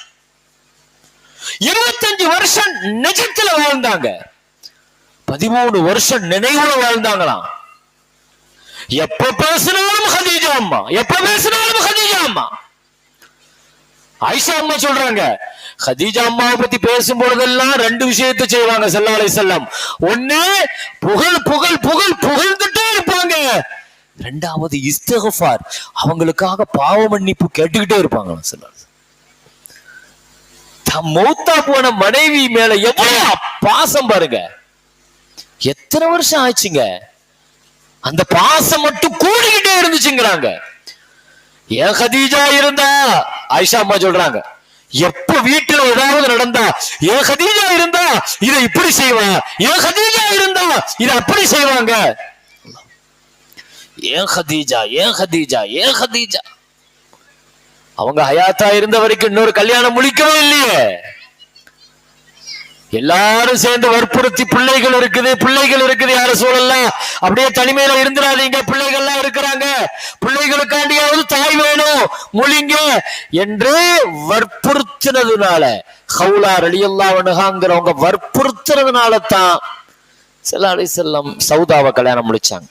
முதல்ல ஆயிஷாவை தான் சொன்னாங்க, இல்ல இப்போ என் குடும்பத்துக்கு தேவை என் பிள்ளைகளை பராமரிக்கிற பக்குவமான பெண் என் வாழ்க்கைக்கு வேணும்னு சௌதாவை ரலியல்லாஹு அன்ஹாவை கல்யாணம் முடிச்சாங்க. அதுக்கு பின்னால ஆயிஷா அம்மாவை கல்யாணம் முடிச்சாங்க. ஒவ்வொரு மனைவியை கல்யாணம் முடிச்சதனுடைய பின்னணியில ஒவ்வொரு காரணங்கள் இருக்குது. அது ஒரு தனி சப்ஜெக்ட், அது தனியாக பேசப்படணும். நிறைய கட்டங்கள் நீங்க கேட்டிருப்பீங்க. பலதார மனம்ங்கிறது ஏன்னு நான் அதுக்குள்ள நான் இப்ப உள்ள நுழையல. பலதார மனம்ங்கிறது ஸல்லல்லாஹு அலைஹி வஸல்லம் ஏன் செஞ்சாங்க, அதுல இருக்கிற நியாயம் என்ன, ஒவ்வொரு மனைவியினுடைய விஷயங்கள்லையும் ஸல்லல்லாஹு அலைஹி வஸல்லம் என்ன அடிப்படையாக வச்சு நிக்காக முடிச்சாங்க, என்ன சூழ்நிலையில. ஆயிஷா அம்மாவை தவிர மற்ற எல்லாம் விதவைகளுடைய பிரச்சனை என்ன, யார் யார்கிட்ட என்னென்ன திறமை இருந்துச்சு, எல்லாமே தீன வலுப்படுத்துறதுக்காக நடந்ததுதான். பெரிய எதிரி அபூ சுஃபியான், அவருடைய மகள் உம்மு ஹபீபாவை ஸல்லல்லாஹு அலைஹி வஸல்லம் கல்யாணம் முடிச்சிருந்தாங்க. எதிரியினுடைய மகள், யூதருடைய மகள் சஃபியா ஸல்லல்லாஹு அலைஹி வஸல்லம் கல்யாணம் முடிச்சிருந்தாங்க. இப்படி நபி ஸல்லல்லாஹு அலைஹி வஸல்லம் நிக்காக முடித்த எந்த பெண்களும் அதனுடைய பின்னணி, ஒவ்வொரு பெண்ணுக்கு பின்னாலையும் நிறைய பின்னணிகள் உண்டு. ஹதீஜா அம்மாவுடைய ரலியல்லாஹு அன்ஹாவுடைய நினைவுகள், அந்த நினைவுகள்ல ஆயிஷா ரலியல்லாஹு அன்ஹா சொன்ன மாதிரி எங்களை ரொம்ப ரோஷப்பட வச்சது அதுதான். என்ன, ஒரே ஸல்லல்லாஹு அலைஹி வஸல்லம் ஹதீஜா அம்மா இவ்வளவு பெரிய இடத்தை பிடிச்சிட்டாங்களே கல்புல அப்படின்னு நாங்க ரோஷப்படுற அளவுக்கு பேசிக்கிட்டே இருப்பாங்க ஸல்லல்லாஹு அலைஹி வஸல்லம். வீட்டுல ஆடை இருப்பாங்க, வீட்டுல ஆடை அறுத்தா முதல்ல கரிய ஹதீஜா அம்மாவுடைய குடும்பத்துக்கு கொடுத்து விடுங்க, தோழிகளுக்கு கொடுத்து விடுங்க, அன்பளிப்புகளை கொடுத்து விடுவாங்க சொல்றாங்க. இப்படி ஒரு நினைவுலையா, ஒரு நாள் ஒரு 11-12 மணி கைலூலா தூங்கிட்டு இருந்தாங்களா ஸல்லல்லாஹு அலைஹி வஸல்லம். ஆயிஷா அம்மா சொல்றாங்க, நான் ரொம்ப திடுக்கிட்டது அதுலதான். இப்படி ஒரு கணவர் இருப்பாரு அவர் மனைவி மேல, வீட்டுல தூங்கிட்டு இருக்கிறாரு. என் வீட்டுல திடீர்னு கதவு தட்டுற சத்தம் கேட்டுச்சான். வீட்டினுடைய கதவை தட்டுற சத்தம் கேட்டுச்சு. அப்படியே திடுக்கிட்டு எழுந்தார்களாம். திடுக்கிட்டு இருந்தார்கள். என் ஹதீஜா தட்டுவது போல இருக்கிறது. தூங்கிட்டு இருந்தாங்க ஸல்லல்லாஹு அலைஹி வஸல்லம். கதவு தட்டுற சத்தம் கேட்ட உடனே திடுக்கிட்டு எழுந்துரு, என் ஹதீஜா இப்படித்தான் கதவு தட்டுவாங்க, நகக்கண்ல தான் கதவு தட்டுவாங்க. அல்லாஹும்ம ஹாலா, நான் சத்தியமா சொல்லுவேன் இது ஹதீஜாவினுடைய சகோதரி ஹாலாவா தான் இருப்பாங்க அப்படின்னாங்க. கதவு திறந்து பார்த்தா அவங்கதான் வந்திருக்கிறாங்க. எனக்கு ஆனா பெண்களுக்கே இருக்கும் தானே, ரசூலுல்லாஹ்வுடைய மஹப்பத்தை வாங்குறதுல அந்த போட்டி, அந்த விஷயங்கள் இருக்கும் தானே. எனக்கு ரொம்ப பொறாமையா இருந்துச்சு, நான் ரொம்ப ரோஷப்பட்டேன். இப்படியும் தூக்கத்துல எழுந்திருச்சு ஹதீஜா தட்டுறதுன்னு சொல்றாங்கன்னா, நான் கோபம் வந்து ஒரு வார்த்தை சொல்லிட்டேன், என்னக்கு இறந்து போய் எத்தனை வருஷம் ஆச்சு, இன்னும் அந்த கிளவிய போய் பேசிக்கிட்டே இருப்பீங்களா அப்படின்ட்டாங்க. அபுதல கல்லா, அவங்கள விட சிறந்த மனைவிமார்களை உங்களுக்கு தந்திருக்கிறான் அப்படின்ட்டாங்களா. நான் அந்த வார்த்தையை சொல்லிட்டேன், கிளவின்னு சொல்லிட்டேன், அவங்கள விட சிறந்த மனைவி எல்லாம் உங்களுக்கு தந்துதானே இருக்கிறான்னு சொல்லிட்டேன். சொல்லிட்டு செல்லாளி செல்லத்தை பாக்குறேன், கோபம் அப்படியே முக செவந்து போச்சு. நான் உடனே அஸ்தகுஃபிருல்லாஹ் அஸ்தகுஃபிர், பேசவே மாட்டேன்ட்டாங்க செல்லாளி செல்லம். நான் கடைசியில மன்னிப்பு கேட்டு செல்லாளி செல்லம் சொன்னாங்க, என் ஹதீஜாட்ட மன்னிப்பு கேளுன்னாங்களாம். அல்லாஹ், என் ஹதீஜாவிட்ட இஸ்திக்ஃபார் கேளு, என் ஹதீஜாவுக்கு அல்லாஹ்ட்ட இஸ்திக்ஃபார் கேளு, பாவ மன்னிப்பு கேளு. என்ன சொன்ன ஆயிஷா, என்ன சொன்ன ஆயிஷா, என் ஹதீஜாவை விட சிறந்த மனைவி அல்லாஹ் எனக்கு தந்துட்டானா. என் ஹதீஜாவை விட சிறந்த மனைவி அல்லாஹ் எனக்கு தரலன்ட்டாங்க ஸல்லல்லாஹு அலைஹி வஸல்லம். என் ஹதீஜா இடம் அவங்களுக்கு தான். எப்படி வாழ்ந்திருப்பாங்க, நினைவுகள்ல வாழ்றாங்க.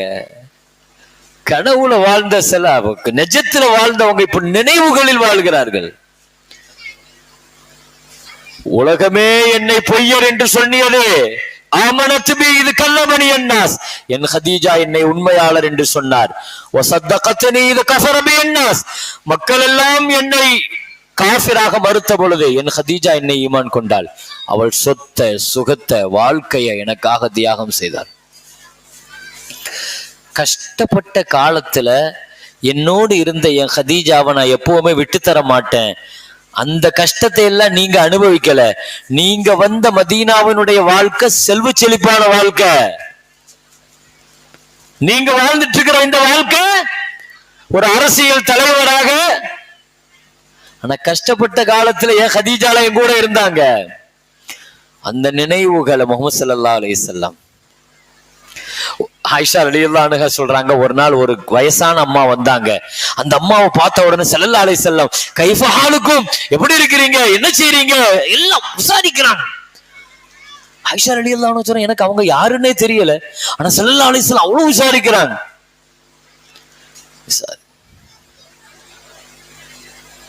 போயிட்டாங்க. போன பிறகு நான் கேட்டேன், என்ன யார சொல்லல, அவங்க யாருன்னு கேட்டேன்.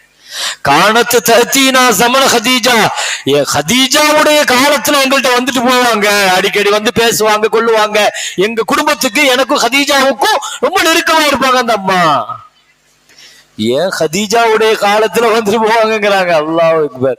அந்த காலத்தையே எப்படி சொல்றாங்க பாருங்க ஸல்லல்லாஹு அலைஹி வஸல்லம். ஏன் ஹதீஜாவுடைய காலம். மக்கா வெற்றி பெற்று ஹிஜ்ரி 8வது வருஷம் 10,000 பேர்களோடு நபிகள் நாயகம் ஸல்லல்லாஹு அலைஹி வஸல்லம் மக்காவுக்குள்ள நுழையிறாங்க. மக்கா நுழைஞ்சி காபத்துல்லா கையில கிடைச்சிருச்சு. மக்கா முழு நகரமும் கண்ட்ரோலுக்கு வந்துருச்சு. எங்க தங்க போறாங்க ஸல்லல்லாஹு அலைஹி வஸல்லம்? எல்லாரும் சொன்னாங்க, எங்க வீட்டுல தங்குங்க, எங்க வீட்டுல தங்குங்க. ஒவ்வொருத்தங்களும் அவங்கவுங்க வீட்டை கொடுத்தாங்க. ஸல்லல்லாஹு அலைஹி வஸல்லத்துக்கும் வீடு இருக்குதாங்க, எல்லாமே திரும்ப கிடைச்சிருச்சு இல்லையா, எங்க வேணாலும் தங்கி இருக்கலாம். ஸல்லல்லாஹு அலைஹி வஸல்லம் என்ன சொன்னாங்க தெரியுமா? அன்சிபு லி கைமா லி கபரி ஹதீஜா, என் மனைவி ஹதீஜாவின் கபருக்கு பக்கத்தில் கூடாரம் அடியுங்கள், நான் அங்குதான் தங்குவேன் என்று சொன்னார்கள். மாளிகைகள் எல்லாம் திரும்ப கிடைச்சிருச்சு, ஆனால் என் ஹதீஜாவுடைய கபருக்கு பக்கத்துல கூடாரம் அடிங்க, நான் ஒரு 14 நாள் அங்க தங்கிட்டு போவேன் நாங்க ஸல்லல்லாஹு அலைஹி வஸல்லம். ஸல்லல்லாஹு அலா முஹம்மது ஸல்லல்லாஹு அலைஹி வஸல்லம். கொஞ்சம் ஸல்லல்லாஹு அலா முஹம்மது ஸல்லல்லாஹு.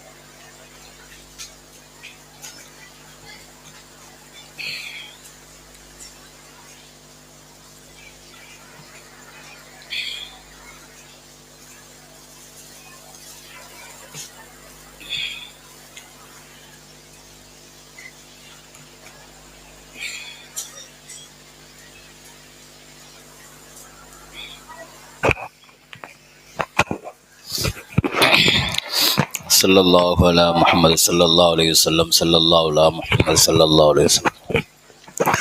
اللهم صل على النبي المصطفى حبيبك محمد عبدك ورسولك النبي الأمي وعلى آله وصحبه وسلم. اللهم صل على النبي المصطفى حبيبك محمد عبدك ورسولك النبي الأمي وعلى آله وصحبه وسلم. اللهم صل على النبي المصطفى حبيبك محمد ورسولك. கண்ணியமிக்க பெருமக்களே, நபிகள் நாயகம் ஸல்லல்லாஹு அலைஹி வஸல்லம் நபித்துவத்திற்கு முன்னால் வாழ்ந்த காலங்களில் ஹதீஜா ரலியல்லாஹு அன்ஹாவினுடைய நெருக்கம் முஹம்மது ஸல்லல்லாஹு அலைஹி வஸல்லம் அவ்வளவு தூரம் முஹப்பத்தில் அந்யோன்யமாக இருந்தார்கள். உண்மையிலே இந்த உம்மத்திற்கு அகில பைத்துகளை தந்தவங்க அந்த சீதேவி தானே. அகில பைத்துகள் ஸல்லல்லாஹு அலைஹி வஸல்லத்தினுடைய குடும்பம், ஸல்லல்லாஹு அலைஹி வஸல்லத்தினுடைய குடும்பம் எங்க இருந்து வந்துச்சு? அகில பைத்துகள் ஃபாத்திமா ரலியல்லாஹு அன்ஹா இருந்தது அகில பைத்து. அந்த ஃபாத்திமா ரலியல்லாஹுவ தந்த சீதேவி அந்த அம்மா தானே. இதே விடவும் ஹதீஜா அம்மாவுக்கு சிறந்த, உலகத்துல கியாமத்து வரைக்கும் ஒரு பாரம்பரியம் இருக்குன்னு சொன்னா அது அகில பைத்துகள் தான், இல்லையா? ஸல்லல்லாஹு அலைஹி வஸல்லம் சொன்னாங்க, எல்லா சொந்தங்களும் துன்யாவோடு முடிஞ்சு போகும், அங்க சொந்தம் கிடையாது. ஒரே ஒரு சொந்தம் மட்டும் அங்கேயும் நிலைக்கும். அது என்ன சொந்தம்? என் ஃபாத்திமாவினுடைய சொந்தம். நாங்க ஸல்லல்லாஹு அலைஹி வஸல்லம் என் ஃபாத்திமாவுடன் உள்ள அந்த சொந்தம் அங்கேயும் நிலைக்கும்ங்கிறாங்க. அப்ப உலகத்துல அகல பைத்துகளை தந்தவங்க ஹதீஜா அம்மா. அதனால ஸல்லல்லாஹு அலைஹி வஸல்லம் எப்பொழுதுமே அவர்களை விட்டு கொடுக்க மாட்டாங்க. சக்கராத்துல இருக்கிற பொழுது, யா ரசூலல்லாஹ், எனக்கு 3 ஆசை, அல்லாஹ் என் பாவத்தை மன்னிக்கணும், உங்க ஆடையில என்ன கஃபன் செய்யணும், நீங்க தான் கஃபன் செய்யணும். என்ன 3வது ஆசை தான் ஏற்கனவே நான் சொன்னேன். ஃபாத்திமா ரலியல்லாஹு அன்ஹாவை கையை பிடிச்சி ஸல்லல்லாஹு அலைஹி வஸல்லம் கையில கொடுத்துட்டு சொன்னாங்க, அல்லாஹ் எனக்கு 4 பொம்பளை பிள்ளைய தந்தான், 3 பெண் குழந்தைகளை நான் ஆளாக்கி உருவாக்கி நான் என்ன செஞ்சிட்டேன், நல்லபடியா வளர்த்து ஆளாக்கிட்டேன். ஆனா என் புள்ள ஃபாத்திமாவை வளர்க்குற நசீப் எனக்கு இல்லை யா ரசூலல்லாஹ். என் பிள்ளைய நீங்க தான் வளர்க்கணும், என் ஃபாத்திமாவை நீங்க கண்ணும் கருத்துமா பார்த்துக்கறணும். தாய் இல்லைங்கிற குறை என் பிள்ளைக்கு தெரியவே கூடாது. ஸல்லல்லாஹு அலைஹி வஸல்லத்திட்ட ஹதீஜா அம்மா அந்த நேரத்துல சொல்றாங்க, தாய் இல்லைங்கிற குறை என் பிள்ளைக்கு தெரியாத அளவுக்கு என் பிள்ளைய நீங்க வளர்க்கணும் யா ரசூலல்லாஹ், செய்வீங்களான்னு கேட்டாங்க. ஸல்லல்லாஹு அலைஹி வஸல்லம் அந்த 3 வாக்குறுதியும் நிறைவேற்றுவதாக சொன்னார்கள். ஃபாத்திமா ரலியல்லாஹு அன்ஹாவை எப்படி கண்ணுக்கு கண்ணா வச்சு வளர்த்தாங்கன்னு நமக்கு தெரியும். 8 வயசு பிள்ளைய கையில எடுத்த ஸல்லல்லாஹு அலைஹி வஸல்லம் ஒரு தந்தை தம் மகளை எப்படி வளர்க்கணுங்கிறத நம்ம அங்கதான் கத்துக்கறணும். ஸல்லல்லாஹு அலைஹி வஸல்லம் கத்துக்கணும். 8 வயசு இருக்கும்போது மக்காவுல காபால ஸல்லல்லாஹு அலைஹி வஸல்லம் தொழுதுட்டு இருக்கிறாங்க. சஜதாவுக்கு போன உடனே ஒரு பெரிய ஒட்டகத்தினுடைய குடலை கொண்டு வந்து எதிரிகள் ரசூலுல்லாஹ் மேல போடுறாங்க. போட்டுட்டு சுத்தி நின்று சிரிக்கிறாங்க. ஒட்டகம் குடலு சாணி ஒரு 100 கிலோ இருக்கும். அப்படிப்பட்ட ஒரு இதை கொண்டு வந்து போட்ட விடும். எல்லாம் சிரிக்கிறாங்க. தட்டி கேட்கறதுக்கு யாருமே இல்லை. ஃபாத்திமா ரலியல்லாஹு அன்ஹா 8 வயசு புள்ள ஓடி வந்து அதை எடுக்க முயற்சி பண்றாங்க. அவங்கள வாய்க்கு வந்தபடி பேசுறாங்க. அறிவில்லையா, பெரிய ஆட்களா இருக்கீங்க, இப்படி பண்றீங்களான்னு சொல்லி நம்மளாம். ஸல்லல்லாஹு அலைஹி வஸல்லம் அந்த நேரத்திலையும் சொன்னாங்க, சஜதால இருந்து எழுந்திருக்க முடியல. அப்பவும் சொன்னாங்க, ஹம்மிரி நஹரக்கி யா ஃபாத்திமா, மகளே உன் கழுத்து திறந்திருக்கிறது மகளே, நீ ஸ்காஃப் போடு, என்ன சுற்றிலும் அந்நியர்கள் இருக்கிறாங்க அப்படின்னா. 8 வயசு பிள்ளைக்கு ஸல்லல்லாஹு அலைஹி வஸல்லம் அந்த வெக்க உணர்வை கொடுக்கறாங்க. சின்ன வயசுல அந்த வெக்கத்தை பிள்ளைகளுக்கு கொடுக்கலன்னா அவங்க எவ்வளவு பெரிய பிள்ளையான அந்த ஹயா வராது. நாமே அந்த ஹயாவை எடுக்கிற மாதிரி பண்ணிடக்கூடாது. வெக்கம் தான் ஒரு பிள்ளைக்கான பாதுகாப்பு, ஒரு பெண்ணுக்கான பாதுகாப்பு வெக்கம்தான்.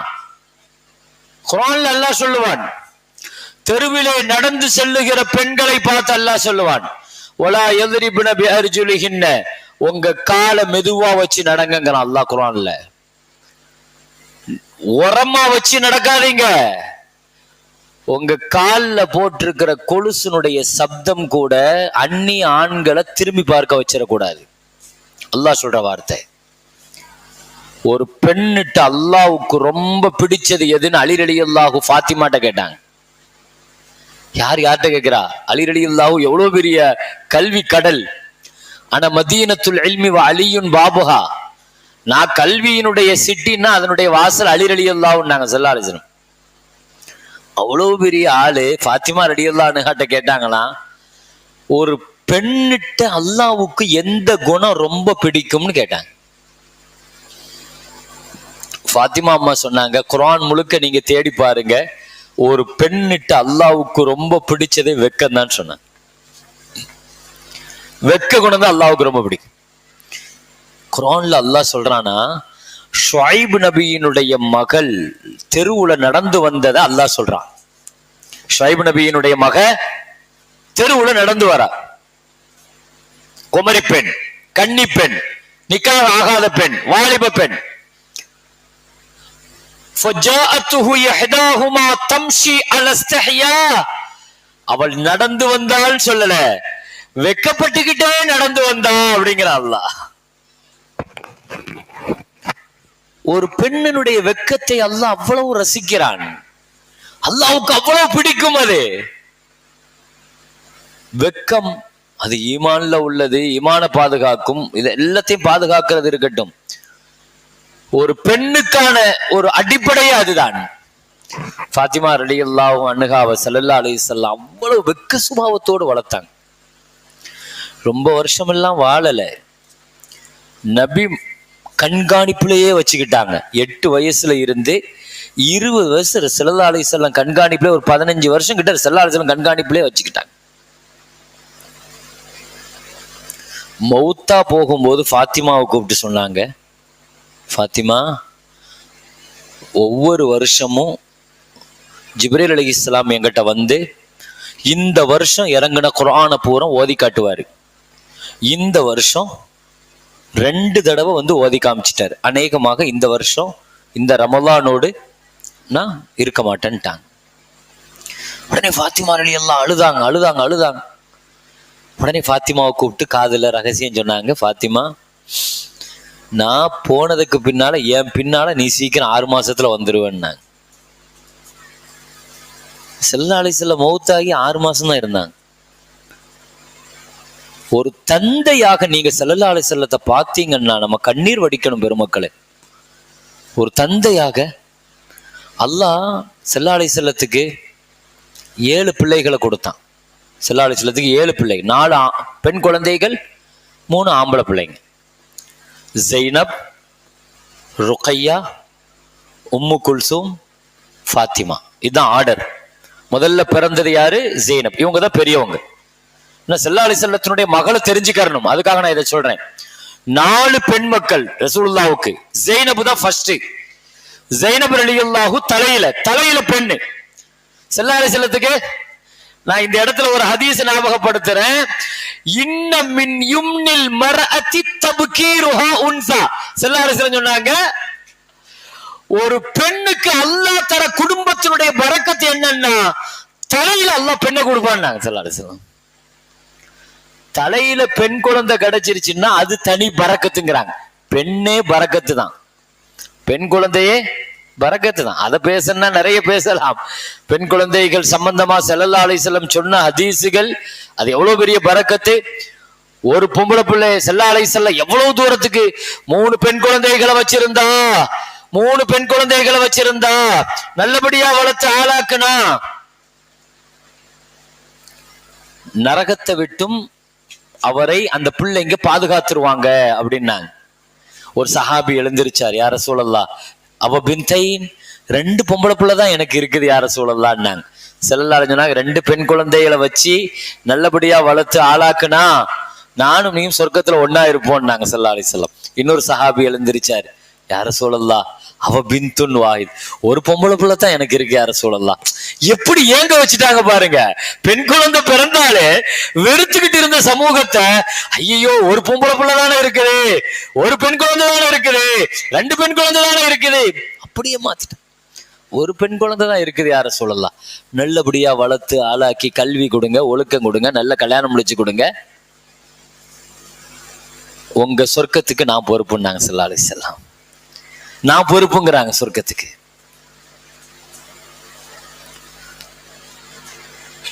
நபிகள் நாயகம் ஸல்லல்லாஹு அலைஹி வஸல்லத்திற்கு அல்லாஹ் 4 பெண் குழந்தையை கொடுத்தான், 3 ஆம்பளை பிள்ளையை கொடுத்தான். இந்த 7 பேர்கள்ல 6 பேர்கள் நபி ஹயாத்தா இருக்கும் போதே அவங்க மௌத்தாயிட்டாங்க. ஒரு தந்தையாக இருந்து நீங்க ஸல்லல்லாஹு அலைஹி வஸல்லத்தை பாருங்க, ஒரு தந்தையுடைய இடத்துல இருந்து பாருங்க. ஒரு பிள்ளையினுடைய இழப்புங்கிறது சாதாரண விஷயமா? அல்லாஹ் எல்லா மக்களுக்கும் நீண்ட ஆரோக்கியத்தை ஆஃபியத்தை கொடுக்கணும். பெருமக்களே, பிள்ளைகளுடைய வாழ்க்கையில் அல்லாஹ் முழுமையாக கண்குளிர்ச்சியை தரணும். குர்ஆன்ல அல்லாஹ் அப்படித்தான் கேட்க சொல்றான். என் மக்களுடைய கண்குளிர்ச்சியா எங்களுக்கு ஆக்கிவைன்னு அல்லாஹ் கேட்க சொல்றான். ஏன்னா கண்குளிர்ச்சினா என்ன? எங்க மக்களுடைய வாழ்க்கையில நடக்கிற எல்லாமே நாங்க கண்ணுக்கான பார்க்கணும்னு அர்த்தம். அதுக்கு என் பிள்ளைகளுடைய வாழ்க்கையில நடக்கிற எல்லா நல்ல காரியங்களையும் நான் ஹயாத்தா கண்குளிர கண்டு கழிக்கணும்ங்கிறது தான் அந்த ஆயத்தினுடைய அர்த்தம், அந்த துஆவினுடைய பொருள். ஒரு தந்தையாக ஸைனப், ருக்கையா, உம்மு குல்சூம், ஃபாத்திமா ரலியல்லாஹு அன்ஹுன்ன, இப்ராஹிம்,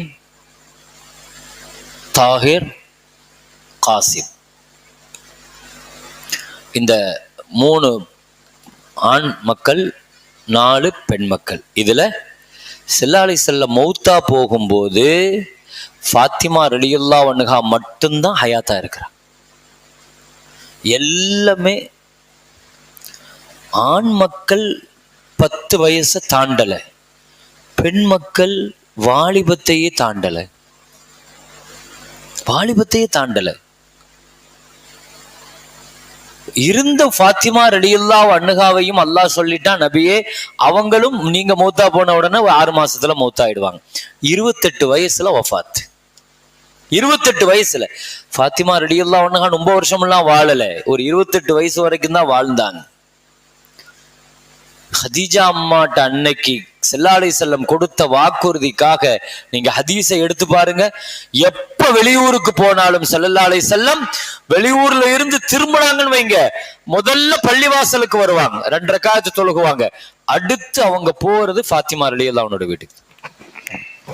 மகளை போய் சந்திச்சு நெற்றியில மகளை முத்தமிட்டுட்டு மகளோடு பேசிட்டு ஸல்லல்லாஹு அலைஹி வஸல்லம் வருவாங்க.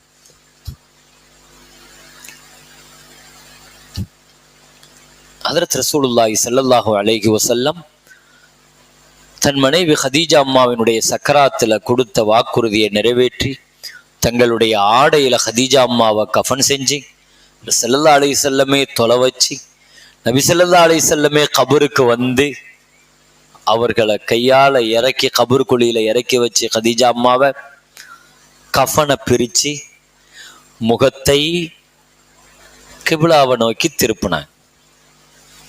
தெரியும் தானே, கபூர்ல வச்ச பின்னால முகத்தை கிப்லாவை நோக்கி திருப்பினாங்க.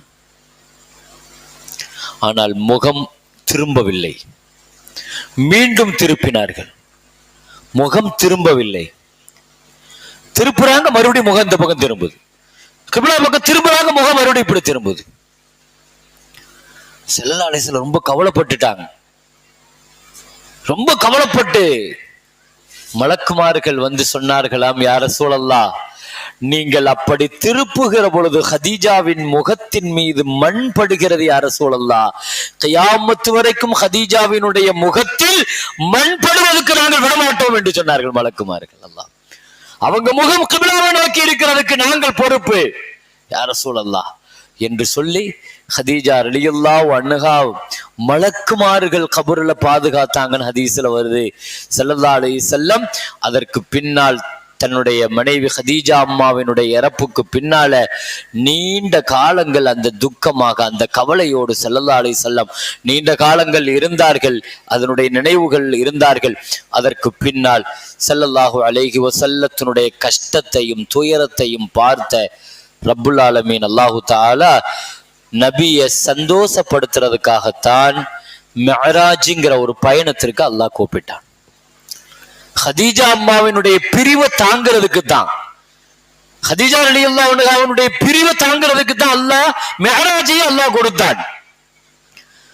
எனவே கண்ணியத்திற்குரிய மேலான பெருமக்களே, ஹஜ்ரத் ரசூலுல்லாஹி ஸல்லல்லாஹு அலைஹி வஸல்லம் வாழ்ந்த அந்த குடும்ப வாழ்க்கை, குடும்பத்தினுடைய நிகழ்வுகள், ஒவ்வொரு விஷயமும் ஹதீஜா அம்மாவோடு நீண்ட காலங்கள் வாழ்ந்தார்கள் என்பதனால் குடும்ப வாழ்க்கையினுடைய விஷயங்கள் அவர்களுடைய பின்னணியில, அது அல்லாம அதற்கு பின்னால ஸல்லல்லாஹு அலைஹி வஸல்லம் வாழ்ந்த அடுத்த மனைவிமார்கள், ஒரு 10 நிமிஷத்துல நான் அதை சொல்லி முடிக்கணும்னா, ஸல்லல்லாஹு அலைஹி வஸல்லத்தினுடைய மனைவிமார்கள்ல ஒவ்வொருத்தங்கள்ட்டையும் ஒவ்வொரு கேரக்டர் இருக்கும்.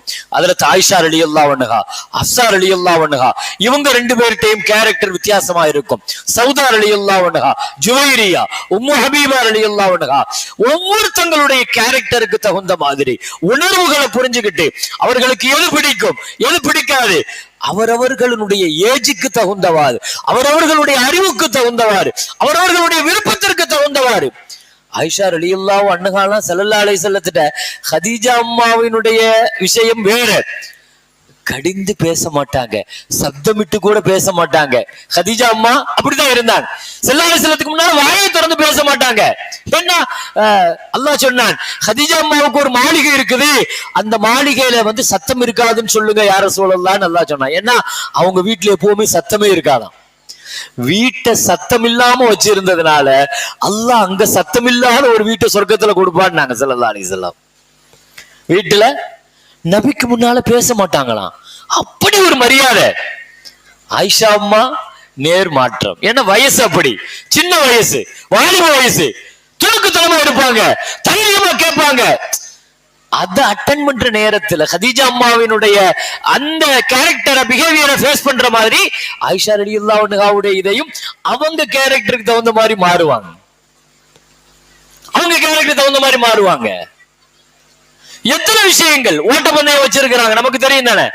ஸல்லல்லாஹு அலைஹி வஸல்லம் ஓட்டப்பந்தயம் வச்சாங்க, ஒரு தடவை இல்ல 2 தடவை ஓட்டப்பந்தயம் வச்சாங்க ஆயிஷா ரலியல்லாஹு அன்ஹாவோட. ஸல்லல்லாஹு அலைஹி வஸல்லத்துக்கு வயசு என்ன, ஆயிஷா அம்மாவுக்கு வயசு என்ன, அந்த வயசுக்கு தகுந்த மாதிரி ரொம்ப மஹப்பத் தான், ரொம்ப பிரியம் தான். ஹதீஜா அம்மாவுடைய பிரியம் அது வேற ஒரு பக்கம், ஆயிஷா ரலியல்லாஹு அன்ஹா மேலையும் பிரியம் தான். எவ்வளவு தூரத்துக்கு பிரியம், ஸல்லல்லாஹு அலைஹி வஸல்லம் சொன்னாங்க, ஆயிஷா எப்ப சொர்க்கத்திலேயும் நீதான் என் மனைவின்னு அல்லாஹ் சொன்னானோ அப்பவே என் உயிரே போனாலும் எனக்கு லேசுதான் அப்படின்னாங்க. அந்த காதல் வேற. ஸல்லல்லாஹு அலைஹி வஸல்லம் ஆயிஷா அம்மா வாழ்ந்த காதல் இருக்குது பாருங்க, அல்லாஹு அக்பர். அது அதுக்கு தகுந்த மாதிரி அந்யோன்யமாக. ஆயிஷா ரலியல்லாஹு அன்ஹா கேட்டாங்க, நீங்க மருதாணி வச்சிருக்கிறீங்களான்னு கேட்டாங்க. மருதாணி வச்சிருக்கிறீங்களா ஆயிஷா அம்மாட்ட? ஆயிஷா ரலியல்லாஹு அன்ஹா சொன்னாங்க, மருதாணியா, என் கணவர் முஹம்மது ஸல்லல்லாஹு அலைஹி வஸல்லத்திற்கு அதன் நிறம் பிடிக்கும், ஆனா வாட பிடிக்காது, அதனால நான் வச்சதே இல்லைன்னாங்க ஆயிஷா ரலியல்லாஹு அன்ஹா. என் கணவருக்கு பிடிக்காது, அதனால நான் மருதாணி வைக்க மாட்டேன். தன்னுடைய கணவருக்கு எது பிடிக்கும் பிடிக்காது சொல்லி தெரியணும் கிடையாது, உணர்வுகளை புரிஞ்சு வாழணும். இதுதான் ஸல்லல்லாஹு அலைஹி வஸல்லம். ஒவ்வொரு மனைவிட்டையும் அதை புரிஞ்சு வாழ்வாங்க. நடுராத்திரி ஆயிஷா அம்மாட்ட ஸல்லல்லாஹு அலைஹி வஸல்லம் கேட்டாங்க, தஈனி ஆயிஷா, ஆயிஷா நான் தஹஜ்ஜத் தொழுகணும், எனக்கு கொஞ்சம் நீ அனுமதி தருவியா அப்படின்னு கேட்டாங்க. அக்கூமு லிரப்பி, என் ரப்ப வணங்க போறேன், நீங்க அனுமதி கொடுப்பீங்களா அப்படின்னு கேட்டாங்க. ஆயிஷா ரலியல்லாஹு அன்ஹா சொன்னாங்க, உஹிப்பு குர்பக வ ஊசிரு ஹவாக்க, உங்கள் நெருக்கம் எனக்கு பிடிக்கும், அதை விடவும் உங்கள் விருப்பம் பிடிக்கும் என்று சொன்னார். உங்க நெருக்கம் எனக்கு பிடிக்கும், அதை விட உங்க விருப்பம் பிடிக்கும் யார சொல்லலாம். நீங்க தொழுகுங்க, நீங்க ஆசைப்படுறீங்க யார சொல்ல, தொழுகுங்க. ஆயிஷா அம்மாவுடன் உள்ள அந்த அந்த நெருக்கத்தை, மஹப்பத்தை, நேசத்தை எல்லாம் விவரிச்சா அல்லாஹு அக்பர்.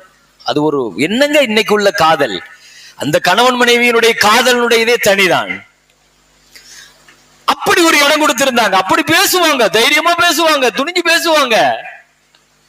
ஒரு நாள் ராத்திரி ஸல்லல்லாஹு அலைஹி வஸல்லம் மனைவியோடு படுத்திருக்கிறாங்க, ஆயிஷா அம்மாவோடு. இருட்டு, நடுராத்திரி.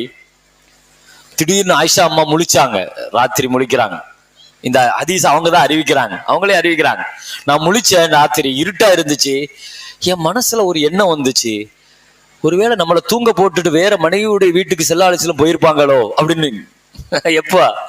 நடுராத்திரி.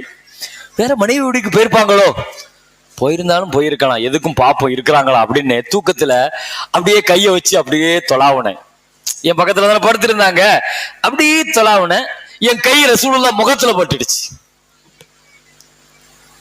ஸல்லல்லாஹு அலைஹி வஸல்லம் முழிச்சிட்டாங்க. முழிச்ச உடனே கேட்டாங்க படுத்துட்டு, யா ஆயிஷா ஜாக்கி ஷைத்தானுக்கி, உன் ஷைத்தான் உங்ககிட்ட வந்துட்டானா அப்படின்னு கேட்டாங்க. உன் ஷைத்தான் உங்ககிட்ட வந்துட்டானோ அப்படின்னு கேட்டாங்க. அந்த அம்மாவை பாருங்க பதிலுக்கு, அமாலக்க ஷைத்தான், எங்கிட்ட மட்டும்தான் ஷைத்தான் இருக்கானா, உங்கள்கிட்ட ஷைத்தான் இல்லையோ அப்படின்னு கேட்டாங்க. யாரை பார்த்து? ஸல்லல்லாஹு அலைஹி வஸல்லத்தை பார்த்து உங்கள்கிட்ட ஷைத்தான் இல்லையான்னு கேட்கிறாங்க. அப்படி நம்மளை பார்த்து நம்ம மனைவி கேட்டா ஊடு ரெண்டாயிடும். ஷைத்தான் சொல்லி பார்க்கட்டுமே. ஸல்லல்லாஹு அலைஹி வஸல்லத்தை பார்த்து உங்கள்கிட்ட ஷைத்தான் இல்லையான்னு கேட்ட உடனே அந்த ராத்திரி நேரத்துல ஸல்லல்லாஹு அலைஹி வஸல்லம் சொன்ன பதில பாருங்க. ஆமா ஆயிஷா, எங்கிட்டையும் ஷைத்தான் இருக்கிறான், என் ஷைத்தான் முஸ்லிம் ஷைத்தான் அப்படின்னாங்க. என் ஷைத்தான் முஸ்லிம்னா கட்டுப்பட்டவன் அர்த்தம், எனக்கு கட்டுப்பட்ட ஷைத்தான், என்ன மிஞ்சி ஒண்ணும் செய்ய முடியாதுன்னாங்க. நீங்க ஹதீஜா அம்மா ரலியல்லாஹு ஒரு இடத்துல நிறுத்திட்டு ஆயிஷா ரலியல்லாஹு நீங்க பாத்தீங்கன்னா நேர ஆப்போசிட்டா இருக்கும். இதை எப்படி எதிர்கொண்டாங்க, அதே மாதிரி அதை எதிர்கொள்வாங்க. அவங்களுடைய ஏஜி, அவங்களுடைய பருவம், அவங்களுடைய அறிவு, துடிப்பு என்ன, இந்த உம்மத்துக்கு எல்லாத்துக்கும் வழிகாட்டணும். ஸல்லல்லாஹு அலைஹி வஸல்லம் சொல்லி தரணும். எல்லா மனைவிமார்கள் வேறு விதவிதமான கேரக்டர்ல இருப்பாங்க. ஒவ்வொரு மனைவிட்டும் ஒவ்வொரு கேரக்டர். நீங்க எந்த கேரக்டரா இருந்தாலும் நீங்க ரசூலுல்லாஹ்வுடைய மனைவிமார்களோட நீங்க மேட்ச் பண்ணி பாருங்க, கரெக்டா பொருந்தும். ஏதாவது ஒரு மனைவி விட்டு அந்த கேரக்டர் இருக்கும். பெரும்பாலான நேரங்கள்ல பெரிய சிக்கல்ல எல்லாம் மாட்டி விடுவாங்க ஸல்லல்லாஹு அலைஹி வஸல்லத்தை. ஆமாங்க, பல நேரங்கள்ல குடும்பம்ல பெரிய சிக்கல்ல மாட்டி விடுவாங்க. ஸல்லல்லாஹு அலைஹி வஸல்லத்துக்கு ஒரு பழக்கம், அசருக்கு பிறகு என்ன செய்வாங்கன்னா ஒரு சின்ன விசிட் அடிப்பாங்க. நபியினுடைய சுன்னத்து, எல்லா மனைவிமார்களுடைய வீட்டுக்கும் ஒரு விசிட் அடிப்பாங்க. ஒரு 5 நிமிஷம் போயிட்டு ஒரு 5 நிமிஷம் 10 நிமிஷம் பேசிட்டு, அசர் டு மகரிப் எவ்வளவு நேரம் இருக்க முடியும், சும்மா கொஞ்ச நேரம் பேசிட்டு வருவாங்க எல்லா மனைவிமார்கள். அது அசர் டு மகரிப் அவங்களுடைய ருட்டீன் டைம். ஒரே ஒரு மனைவி வீட்டை மட்டும் கொஞ்சம் லேட் ஆகும். ஏன்னா அந்த அம்மா ரொம்ப பிரியமா என்ன செய்வாங்க, ஸல்லல்லாஹு அலைஹி வஸல்லத்துக்கு ஒரு வகையான உணவு பிடிக்கும் சொல்லி தேன்ல செஞ்சு கொடுப்பாங்க. ஸல்லல்லாஹு அலைஹி வஸல்லம் அந்த தேனை சாப்பிடுறது கொஞ்சம் லேட் ஆகும், சாப்பிட்டுட்டு வருவாங்க. இது மற்ற மனைவிமார்களுக்கு எல்லாத்துக்கும் 5 நிமிஷம்னா அவன் மட்டும் என்ன 10 நிமிஷம் எடுக்கிறான் அப்படிங்கிற ஒரு இது ஒண்ணு இருந்துச்சு. இதுக்கு ஒரு பிளானிங் நடந்துச்சு, ஒரு பிளான். அந்த 2 பேரும் சேர்ந்து பிளான் என்னன்னா, நீ என்ன செய்ய தெரியுமா, உங்க வீட்டுக்கு வருவாங்கல்ல, என்னத்தை போய் குடிச்சீங்க, இந்த நாத்த நாறுது அப்படின்னு நீ சொல்லு, ஐயா வீட்டுக்கு வந்தா நான் பாத்துக்கிறேன் இப்படின்னு ஒரு பெரிய பிளானிங். ஸல்லல்லாஹு அலைஹி வஸல்லம் வந்தாங்க, வந்துட்டு அதே மாதிரியே போட்ட பிளான் தேனை குடிச்சிட்டு வந்தாங்க.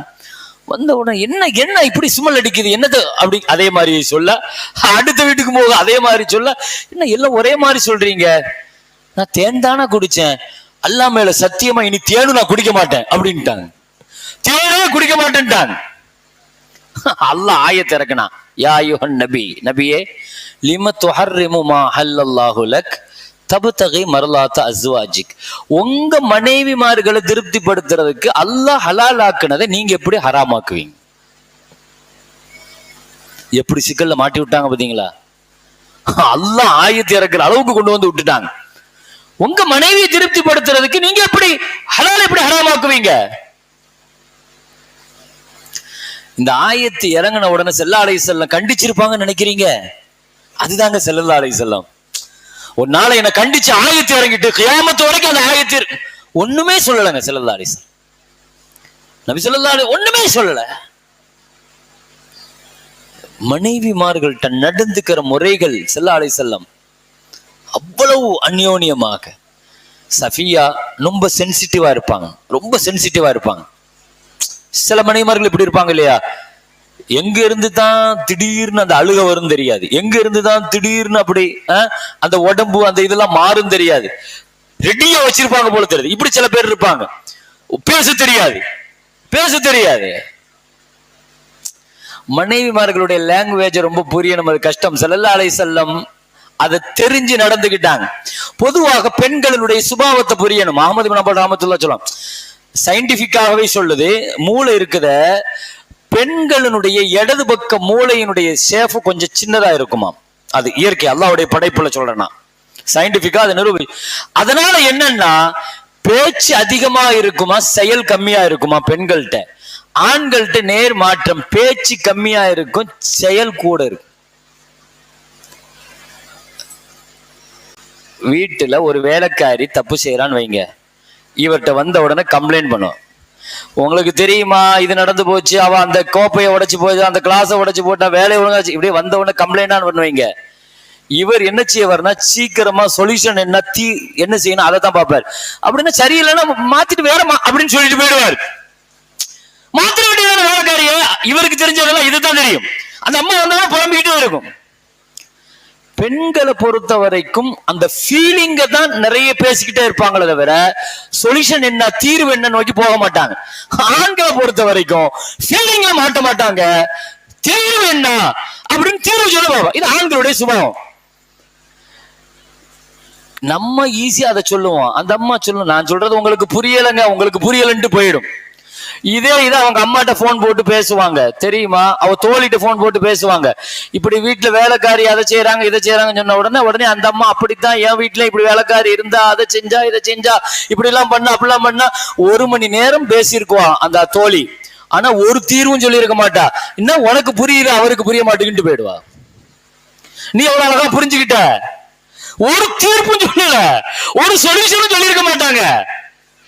என்ன எதிர்பார்க்கிறாங்க தெரியுமா, அவங்க பேசுறத கேட்கணும், காதை கொஞ்சம் கொடுக்கணும். கொஞ்ச நேரம் ஒரு 10 நிமிஷம் பேசுவாங்களா, அது கேட்கறதுக்கு இவருக்கு கால் நிக்காது. தப்புன்னு என்ன செஞ்ச தீர்ப்பு ஆளை மாத்து பண்ணிட்டு போயிடுவாரு இவரு.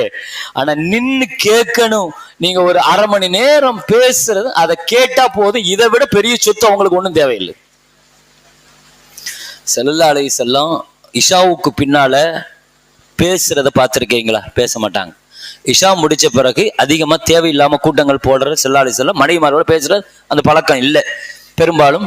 அது ஹதீஸ்ல அப்படிதான் வருது. ஆனால் ஆயிஷா ரலியல்லாஹு அன்ஹா ராத்திரி உட்கார்ந்து ஒரு நாள் கல்லிமி ஆயிஷாவே நான் ஏதாவது ஒரு கதை சொல்ல அப்படின்னாங்களாம். ஆயிஷா நாய் சொன்னாங்க நான் 11 கதை சொன்னேங்கிறாங்க. புகாரில வருது ஹதீஸ், புகாரில வருது ஹதீஸ். அவரவர்களுடைய அந்த சுபாவத்துக்கு தகுந்த மாதிரி சென்சிட்டிவ் வாங்கவங்க சஃபியா. நான் தான் சொன்னேன், ஒரு நாள் ஒட்டகத்துல ஏற சொன்னாங்க. நிறைய ஆண்கள் நிறைய சுத்தி இருக்கிறாங்க. ஹஜ்ஜுக்கு போன இடம் நினைக்கிறானேமா, ஒரு ஹஜ்ஜில வச்சு நடக்குது. சஃபியா ரலியல்லாஹு அன்ஹா ஸல்லல்லாஹு அலைஹி வஸல்லம் ஒட்டகத்துல ஏறுங்கம்மா சீக்கிரம் கிளம்பணும்னு உடனே அந்த அம்மா ஒட்டகத்துல கால் வச்சு ஏற போச்சு இல்லையா, கொஞ்சம் ஷார்ட்டா இருப்பாங்க மனைவிமார்கள்ல சஃபியா ரொம்ப ஷார்ட்டா குட்டையா இருப்பாங்க. கீழே விழுந்துட்டாங்க. கீழே விழுந்துட்டோன்னா எல்லாரும் சுத்தி இருக்கிறாங்க. அந்த அம்மா ஏற்கனவே சென்சிட்டிவானவங்க, அழுகுறாங்க. ஸல்லல்லாஹு அலைஹி வஸல்லம் தேத்துறாங்க, அம்மா சரியாயிடும், எழுந்திருங்க. அழுதுகிட்டே இருக்கிறாங்க, அழுகை அடக்கவே இல்லை. நபி ஸல்லல்லாஹு அலைஹி வஸல்லம் கடைசி வரைக்கும் இது பண்ணி ஒரு வழிக்கும் சமாளிச்சு என்ன செஞ்சுட்டாங்க. அதுக்கு பிறகு எப்பொழுதெல்லாம் ஒட்டகத்துல ஏறணும்னு சொல்லுவாங்களோ அவங்கள ஸல்லல்லாஹு அலைஹி வஸல்லம் போய் ஒட்டகத்துக்கு முன்னால மண்டி போட்டு உட்காருவாங்களாம். சஃபியா என் முட்டுக்கு மேல காலை வச்சு ஏறுங்கன்னு சொல்லிட்டு அது ஏறி அதுக்கு பிறகு ஒட்டகத்துல ஏறுவாங்க. ஸல்லல்லாஹு அலைஹி வஸல்லத்தினுடைய முபாரக்கான முட்டுல காலை வச்சு அதுக்கு பிறகு என்ன செய்வாங்க? குடும்பம், மனைவிமார்கள் அவரவர்களுடைய உணர்வுகளை புரிந்து கொண்டு நடந்ததில் முஹம்மது ஸல்லல்லாஹு அலைஹி வஸல்லம் திருமண வாழ்க்கையிலும் மகத்தான வெற்றி பெற்றார்கள் என்பதுதான் இன்றைய வரலாற்றினுடைய நிறைவு. கண்ணியத்திற்குரிய மேலான பெருமக்களே, எனவே ஸல்லல்லாஹு அலைஹி வஸல்லத்தினுடைய 40 ஆண்டு காலங்களில் நிறைவு செய்திருக்கிற நாம் இனி ரசூல் ஸல்லல்லாஹு அலைஹி வஸல்லத்தினுடைய முக்கியமான பகுதியான நபித்துவம் குறித்தும் நபித்துவத்திற்கு பின்னுள்ள மக்கா வாழ்க்கை குறித்தும் இன்ஷா அல்லாஹ் தொடர் நாட்களில் பார்ப்போம். வாஹிரு தாவானா அல்ஹம்துலில்லாஹி ரப்பில் ஆலமீன். அல்லாஹும்ம ஸல்லி அலா சய்யிதினா முஹம்மதின் வ அலா ஆலி சய்யிதினா முஹம்மதின் வ பாரிக் வ ஸல்லிம் அலைஹி. அல்லாஹும்ம இக்ஃபிர் லனா ذنوبنا وخطايانا كلها يا رب العالمين. اللهم طول حياتنا وحياة أهلنا وحياة أولادنا بالأعمال الصالحات. اللهم عافنا من كل بلاء الدنيا ومصيباتها وفتنتها وعذاب القبر وعذاب الآخرة. صلى الله وسلم على سيدنا محمد وآله وصحبه أجمعين والحمد لله رب العالمين. صلى الله على محمد صلى الله عليه وسلم. صلى الله على محمد صلى الله عليه وسلم. صلى الله على محمد يا ربي صلي عليه وسلم. பெண்கள் போனதற்கு பின்னால ஆண்கள் போங்க. صلى الله على محمد صلى الله عليه وسلم. صلى الله على محمد صلى الله عليه وسلم. صلى الله على محمد صلى الله عليه وسلم. صلى الله على محمد صلى الله عليه وسلم. صلى الله على محمد صلى الله عليه وسلم. صلى الله على محمد صلى الله عليه وسلم. صلى الله على محمد صلى الله عليه وسلم. صلى الله على محمد صلى الله عليه وسلم. صلى الله على محمد صلى الله عليه وسلم. صلى الله على محمد يا ربي صل عليه وسلم. اللهم صل وسلم وبارك عليه. السلام عليكم ورحمة الله.